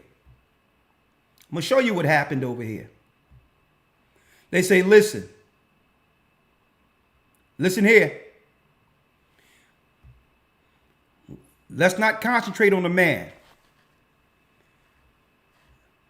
We need to concentrate on her. She's our key. If we can get into the mind of their woman, doesn't matter about the man one day coming to the knowledge and opposing authority, because she'll teach the children to reverence us. What do we got here? And I wonder if these people are Romans or converted. I don't know. Well, I do know that when you look at this, honoring the slaves experimented by the father of gynecology.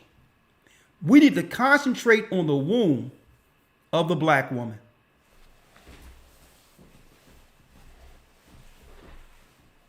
Don't worry about the man. If we can get if we can get her, if we make it where she's not his woman, but belongs to us, we'll keep them in perpetual bondage. Folks, this is an actual picture. See the people, look, the nurses and all that looking in the back. We fail to realize what hospitals and all that were before they became modernized. Let's just focus on her.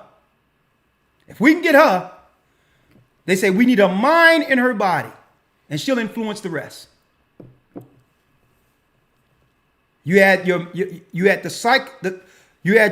psychologist, your psychiatrist, and your physical doctors saying we need to just focus on her. If we get her, we have everyone. And she went through, our women went through hell.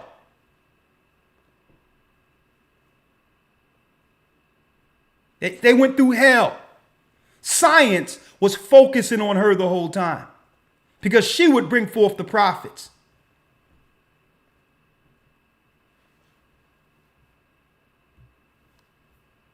Medical exploitation of black women.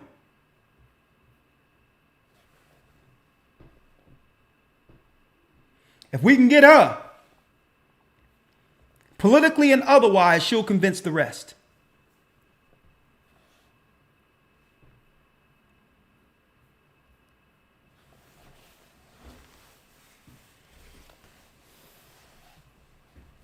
We have to look at everything with a side eye now. And I'm not talking about our women. Our women were subjugated and was mentally abused under the system just like us. I'm not talking about our women. And I'm talking about their science and everything. We have to question everything and the real purpose behind their whole system now. Understanding that it's deeply intertwined within these prophecies we're talking about. Why? Because the Bible tells us that 2 woes is past. That means we are in the wake of the last woe. If we lost the northern kingdom and lost Jerusalem, what is the third woe? The powers that be, the prince of this world, is planted against our people throughout the earth. And this is why it's important that we don't look at this according to some religious stuff. And according to some people claiming to be somebody based on what religion they follow. The physical children of Israel suffered the destruction in 721 and was conquered over here by these Romans, the North American Indians and others, the Baliqua Taino Indians. The blacks who ran into Africa in 70 AD suffered physical persecution and still being persecuted till this day. Went in the cargo slave ships according to that second woe. And now realize that third woe will be the woe above them all. They had to go into all the different countries, set up their scientific institutions to find that bloodline to be totally exterminated. To do what? So to escape the prophecy of the Israelites rising.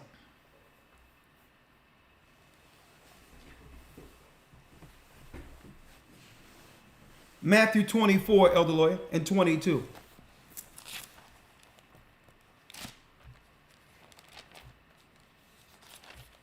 Say Matthew 24, verse number 22. Read it and go to Revelation for me again.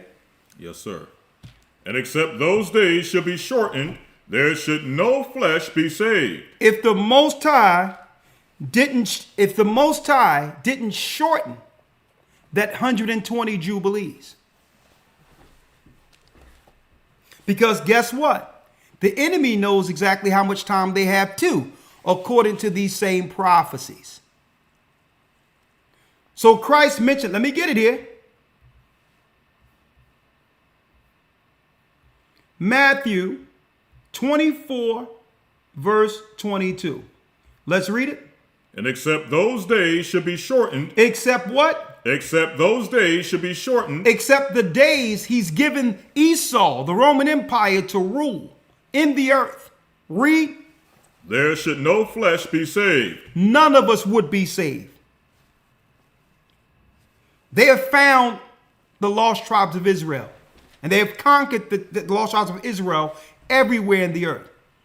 Even in remote areas where our people are still living almost prehistoric. Still living under indigenous means. They'll find them there and claim, no, we're here to spread the gospel. But no, it's not to spread the gospel at all. They always come with the philanthropists first. The Karen Romans with their Bible comes first. We're just here to spread the good news of Jesus. But no, the devil, the prince of darkness, understand that if there's one Israelite left in this earth anywhere, the Most High will bring the prophecy through that one man and that one woman.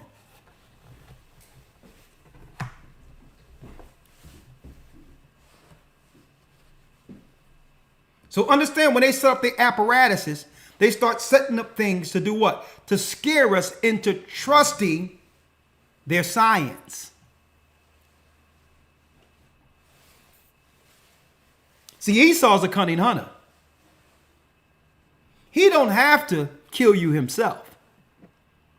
He just have to set the trap and allow you to choose the trap. See? Let's go back to it again. Yes, sir. Matthew 24 and 22. And except those days should be shortened, there should no flesh be saved. The Most High said that if, guess what? If he didn't shorten Esau's time to rule, none of us would be left. But read. But for the elect's sake, those days shall be shortened. But because the Most High loves his people, and he promised and prophesied and promised to our fathers that he would one day establish through their bloodline a kingdom on this earth through that actual physical bloodline. It has nothing to do with what religion you converted to. Unless those days be shortened, none of us would be saved. They have our people in the earth altogether dead to right. But for the elect's sake, the Most High has a remnant in the earth who still loves him and his law and his son. He has a small remnant amongst his people. He says, for those people's sake, I'm going to cut Esau's time short. Because Esau, let me tell you, Jacob seeketh a sign, but the Greek seeketh after wisdom. And if anything, Esau have done the research and they do anything to preserve their life alive. They say, listen, we got about, okay, what we got? 1,750 years from the time that Christ was born? Well, here's the date that we need to just cut them off and destroy them all together. All right? All right, what we got? Okay, let's get some diversity going. Okay? We'll attack them under the guise of diversity. Oh, let's get some climate change going. Let's get all these misdirections, but through the smoke, we just picking the Israelites off. See? See how it works?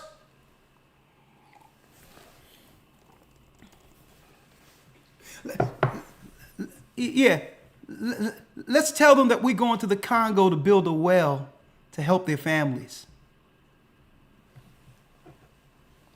You know, a matter of fact, let's tell them that we need to help the poor asylum seekers. Okay? We need to help them escape. We need to help them escape, you know what I mean? When really, asylum seeking should be specifically if you're escaping real war. They got asylum seekers sitting there with their foot up, talking about, yeah, I need a shape up. Man, make sure you put a part on this side. I'm like, what type of asylum seekers y'all got going on around here? Asylum seekers sitting there on the corner next to a tent getting a full fade. Folks, it's desolation. It's the third desolation that they're putting in place. But thank the Most High, it says that we shall be saved out of it. Folks, knowing is half the battle. And check this out. Check this out, right? If you can, Elder Lawya, real quick. Let's go to Revelation 12 now. Revelation 12 and Revelation 13, and we'll end it there. So I'm going to ask you all. See, even Johnny Cochran said this. By the wise through the wise words of Johnny Cochran. If it don't fit, you must have quit. So I started off by showing what the modern day Christians who are infiltrated in modern day Western theology are teaching in their churches concerning God's people, and how backward all of that is. You'll never understand the prophecies and what's going on over there if you don't know the people, according to the Bible, who's under desolation and who have always been under desolation by these same people. Romans. They're not Japheth, they're Edomites. Okay. Now, is this an indictment on all Edomites and all European or white people? No, it isn't. No, it isn't. Because they can convert into the true light in the gospel of Christ, the true gospel, not that mess they're teaching from the Roman Catholic Church since the fall of Jerusalem. What you're seeing right here. They can convert and come into the true fold because there's unfulfilled prophecies for them when the Messiah returns. There's unfulfilled prophecy where the Most High said to our mother Rebecca, the elder shall serve the younger. Well, you must repent and make it to that side to serve. See?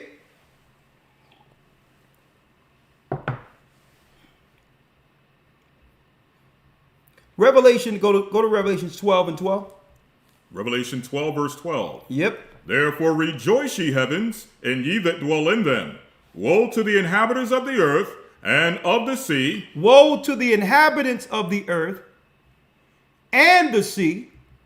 For the devil is come down unto you, having great wrath, because he knoweth that he have but a short time. See that?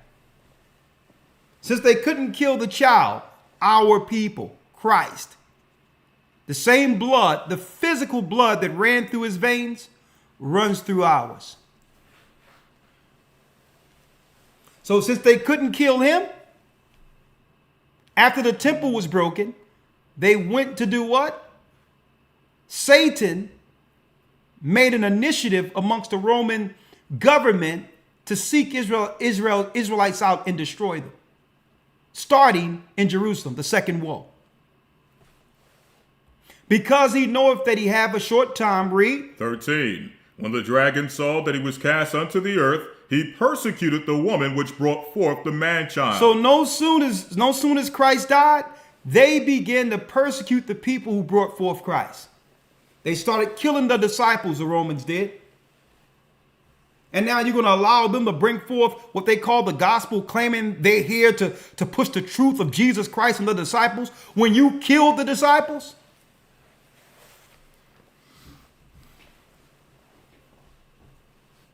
Huh? And when the dragon saw that he was cast out in the earth, he persecuted the woman who brought forth the man-child. The woman is Israel. The woman is Israel. The Most High always deemed Israel as his wife on earth. Out of all people, he loved his people. So they couldn't get Christ, so they came after the people who brought Christ forth.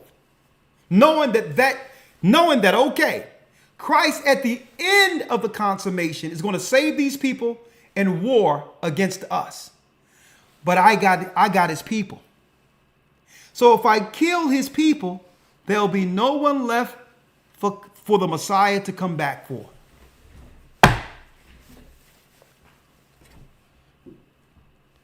Read. 14. And to the woman were given 2 wings of a great eagle, that she might fly into the wilderness, into her place, where she is nourished for a time and times and a half a time from the face of the serpent. A time and a half a times from the face of the serpent. Time, 700 in Jubilees. Another time, 700 in Jubilees, years. And then a half a time. What's half of 700? 350. When you add that up, 35 Jubilees. 1,750 450 years. They know they had that much time from Christ's birth to get rid of the people of Israel, the chosen people who were scattered. They just needed conquest and those who would go into these areas to dare to find us, only so that Imperial Rome can set up governments that would eventually exterminate them.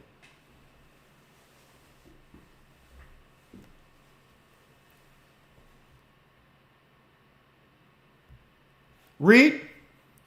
Verse 15, and the serpent cast out of his mouth water as a flood. That same flood in the book of Daniel. Read. After the woman, that he might cause her to be carried away of the flood. And the flood is the lies they started pushing through what? Christian philosophy and Christian theory.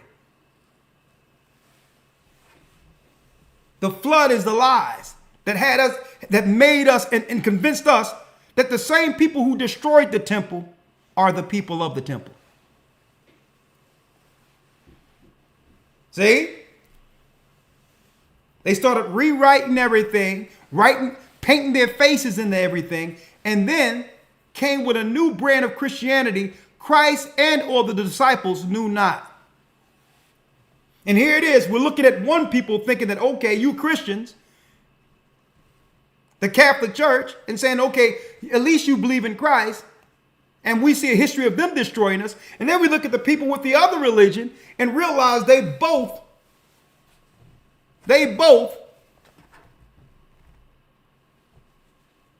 have the same headdress on. Whether you be Roman Catholic or the other side, you both have the same headdress on.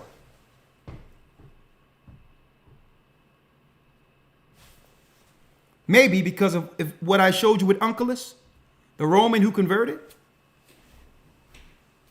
One and the same. Don't worry about it, my brother Rome. You take care of your business on your side.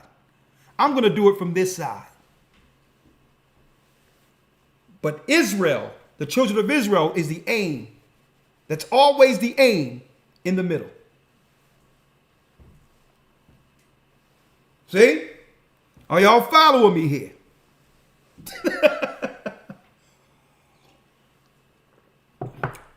Read the 16th verse. Verse 16. And the earth helped the woman. How did the earth help the woman? Well, the Most High had the Essenes write the Old Testament and put it in earthen pots in the Qumran caves so that no one can claim the Bible was tampered with. How is it that you pull out that same records, the same records where the Essenes translated, the Essenes wrote down, and it's the same chapters we read in the Old Testament. So you can't claim the Bible was tampered with because that particular record, folks, I'm going to tell you right now, was stored by God so that no one can claim that the Bible is wrong. Because you can parallel what was hidden in 70 AD and others and say, well, hold up. You can't say the white man had hold of this. And the one thing they did have hold of, that's right, folks, the Dead Sea Scrolls, they took 40 years to introduce that. And then when you look at the Dead Sea Scrolls, the original papers, the name of God was erased throughout the whole Dead Sea Scrolls, and they replaced it with the Tetragrammaton. And you can tell it's a different handwriting. They say, no, we can't have the name Ahiah right here. So they took 40 years to scribble out carefully the name of the Most High so they can put the same name of the Tetragrammaton through the Dead Sea Scrolls before actually revealing it before the world. And guess what? It's their experts that said that it's eerily strange that the only script that's different in all of the Dead Sea Scrolls is where that name, like some modern scribe came through and just started putting it there.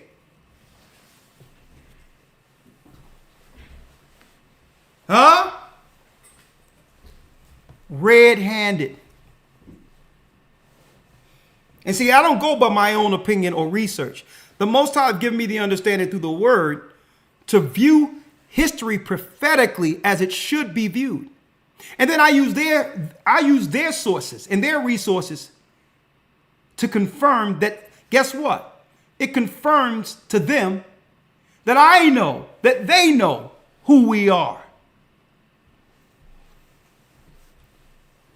Huh?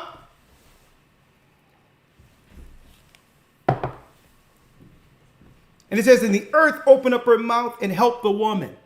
The Dead Sea Scrolls, the book of Jasher, the book of Enoch, where it is revealing the gods the Roman Catholics have always worshipped. Huh? Let's read it. And the earth helped the woman, and the earth opened her mouth and swallowed up the flood which the dragon cast out of his mouth. So when we got all the records that were there before they destroyed Jerusalem, and guess what, folks? They killed the Essenes in the siege of 70 AD, but they didn't find those records. The Most High had an angel hold that until our current time to reveal these records so that we can have the gospel Christ left before the temple was destroyed. So that we, the children of Israel through blood, can warn our people throughout the earth concerning the last woe. And this is why they don't like us talking about finding the lost tribes of Israel. Because as we teach the lost tribes of Israel, the 12 tribes are coming under that remnant who will actually be saved, and under the true Messiah, Christ, will be saved to judge the future of their families, the future, including their children.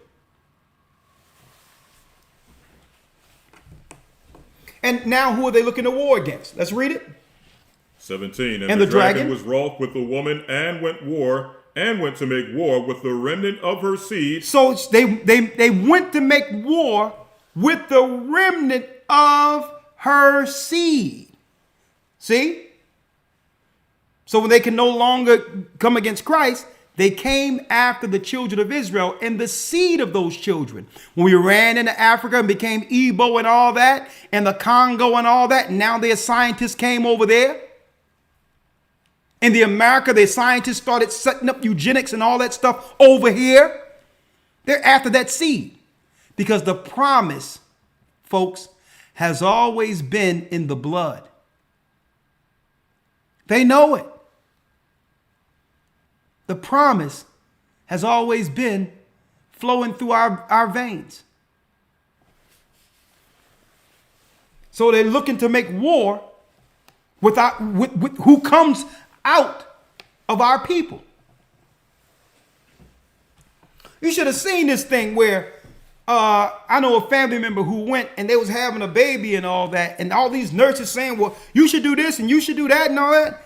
And it was like, and the mother and father was like, listen, we cool. We good. Oh my God. East Indian nurse and doctor panicking. Talking about, no. They's like, no, we good.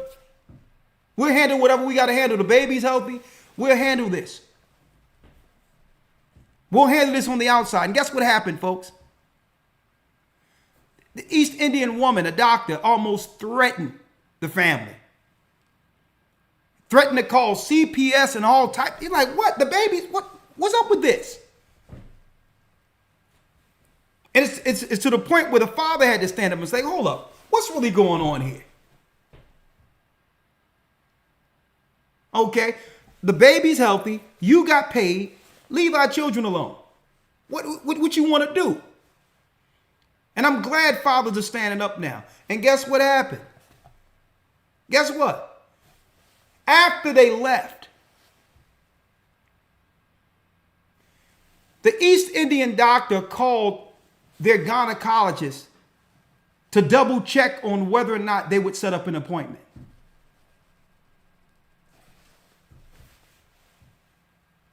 And guess what? It was a white nurse. It was a white nurse who spoke to this brother and sister, these people who I know as family, and said, listen, I'm going to tell you now, I've never seen her act like that. And there's many people, white people and all that, who make the same decision you made when it comes to your child, and they never act like that. This is the first time I see them act like that. And, that's all I can say. She couldn't say, they're on you like this because you're black.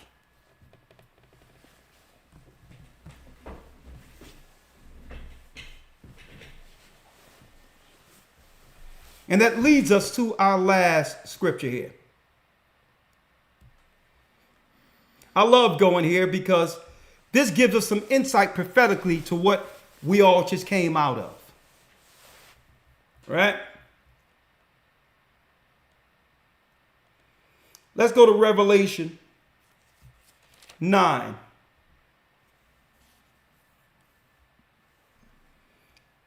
And let's start at the first verse. Revelation 9:1. And the fifth angel sounded, and I saw a star fall from heaven unto the earth, and to him was given the key of the bottomless pit. Read. And he opened the bottomless pit. That means hell had been released on earth. This is what we just came out of, folks. Hell had been released on earth. Read. And he opened the bottomless pit, and there arose a smoke out of the pit, as the smoke of a great furnace, and the sun and the air were darkened by reason of the smoke of the pit. Come on. And there came out of the smoke locusts upon the earth, and unto them was given power, as the scorpions of the earth have power. How does the scorpions, brothers and sisters, have power? Now look at what is being shown to John prophetically. Right? Now this was before modern science with needles and all these other things. And unto them was given power as the scorpions of the earth to have power. How do scorpions have power? Their power pricks you. And when it pricks, it administers a poison.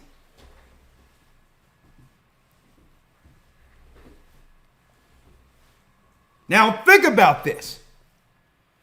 Come on. Verse 5. Hold on. Verse 5. Yes, sir. In fact, verse number 4. 4. And it was commanded them that they should not hurt the grass of the earth, neither any green thing, neither any tree, but only those men which have not the seal of God in their foreheads. So only people who don't have the seal of God is susceptible to their traps.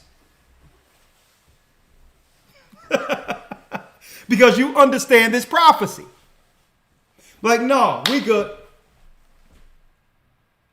But let's see what happens to those who don't have the Most High seal in their mind and trust the evil that's aimed towards the last desolation. Read. Verse 5. And to them it was given that they should not kill them, but that they should be tormented 5 months. So you don't originally die. Right? But there's a torment that comes with the choice. Read. And their torment was as the torment of a scorpion when he striketh a man. And their torment is what? The torment of a scorpion is when he striketh a man. So when a scorpion bites you, you don't die or get sick immediately, but you got a certain amount of time to find the remedy before what? Before it'll harm you. Or it may handicap you in certain instances. Interesting, isn't it? Interesting, isn't it? And their torment was as a torment of a scorpion when he striketh a man. So mankind would be struck with something where they'll be sick as if they were stung by a scorpion.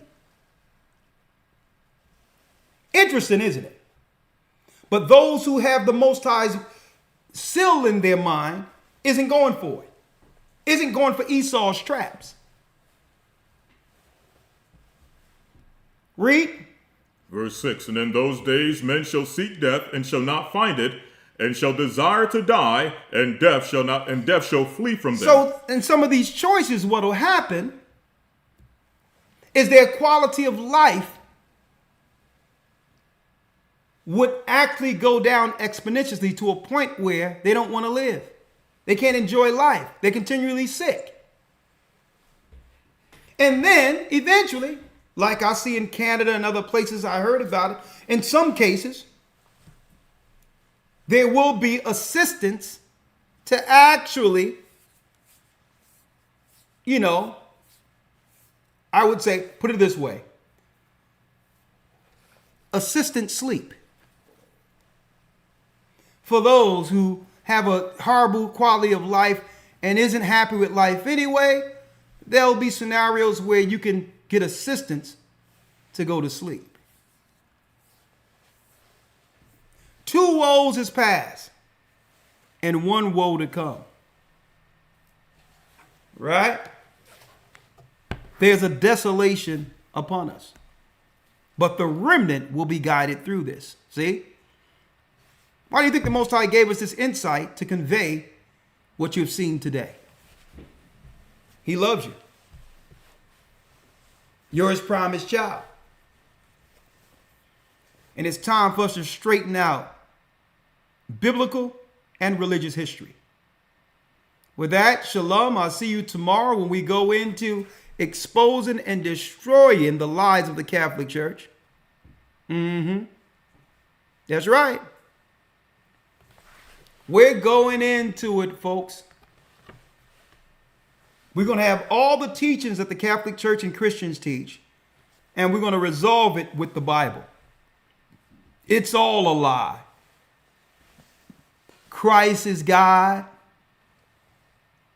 That lie. Joseph's bloodline, with him not being the father of Christ, that lie.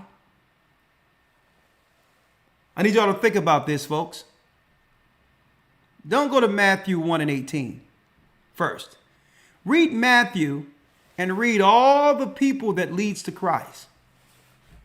And you'll see Joseph right there, which means if Israel did not lose the throne during the time of the Babylonians, Joseph would have been king, Judah of Israel. What else will I be showing tomorrow? I'll be showing the bloodline of Christ's family, linked directly in charts from the British monarchy. That's right, folks. King James was a direct descendant of Christ, from Christ's bloodline, straight through Joseph. And I have the proof. That and more. Another thing, that Christ did away with his people to only get a new people called Gentiles. Another lie. Be there tomorrow, folks. We're going to rip it apart.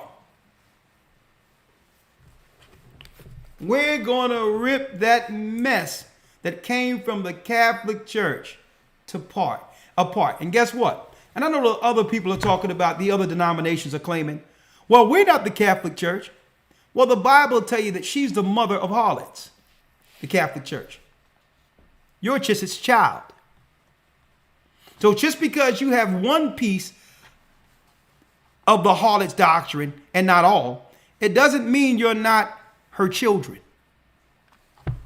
Are you worshiping on Sunday? You're still under the harlot.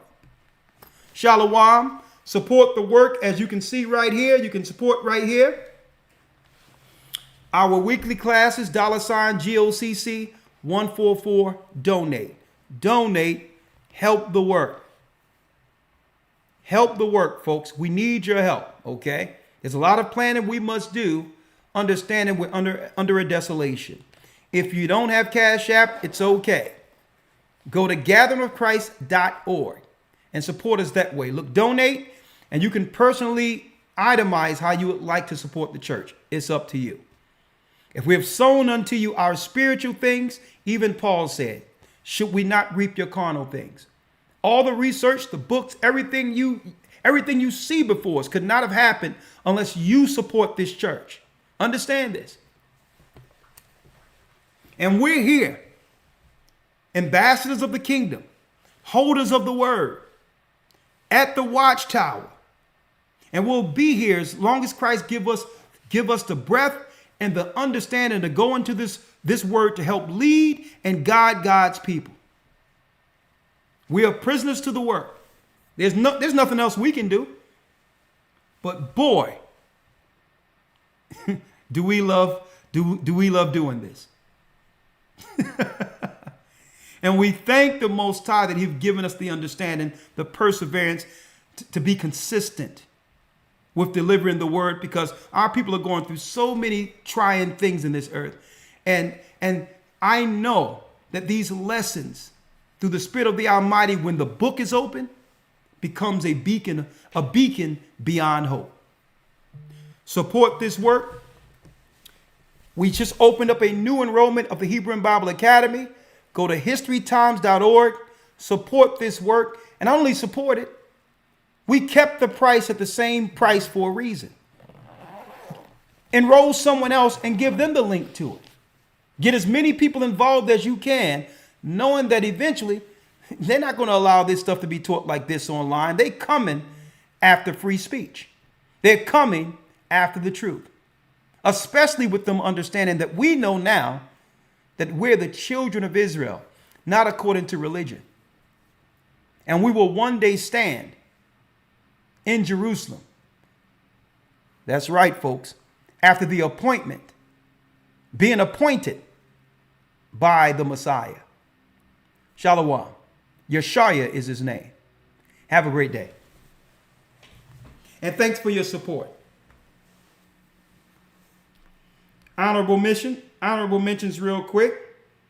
Thank you, Russell, Miss Swain. I thank you I really bless you. Thank you.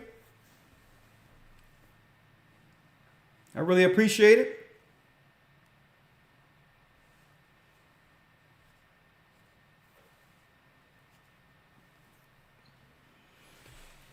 Latanya Carroll, thank you. Shaquana, thank you. Amia Williams, thank you. Marcellus Gunn, Harrison, also thank you. Caprice Anderson, Anna, Sophia Hooper, Andrea Patrice Jr., Donna Williams, and Jamisha Wooden, and more. We thank you all for your support. With that, have a blessed Sabbath, and I can't wait till tomorrow when we expose the lies of modern day Christianity. Shalom. Christianity, modern day Christianity is a lie. The Bible is the truth. Shalom.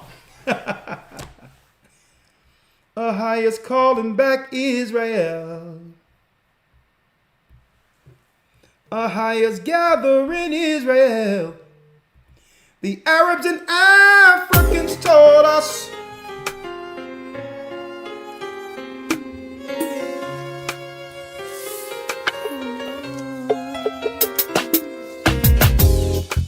the East is where we're from. The 12 tribes of Israel. In 721 BC, the Assyrian king, he took us down, we fell. With a great escape, we went through the Euphrates. The Lord held the water still. To a land where no mankind dwelt, we went. The 12 tribes of Israel. That's who we be, Manasseh, the Cubans, Ephraim from Puerto Rico, Naphtali from the Isles of Hawaii.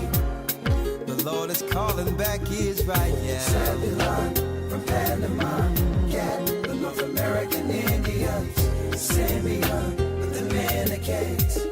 Ahai is gathering Israel. The Arabs and Africans told us at gunpoint to gather our wives and children and sold us in the belly of these great ships we traveled in fear. By the rivers of Babylon we found our brothers here. Together Asher in Colombia, Reuben from Australia, Issachar, the Mexicans, our highest gathering.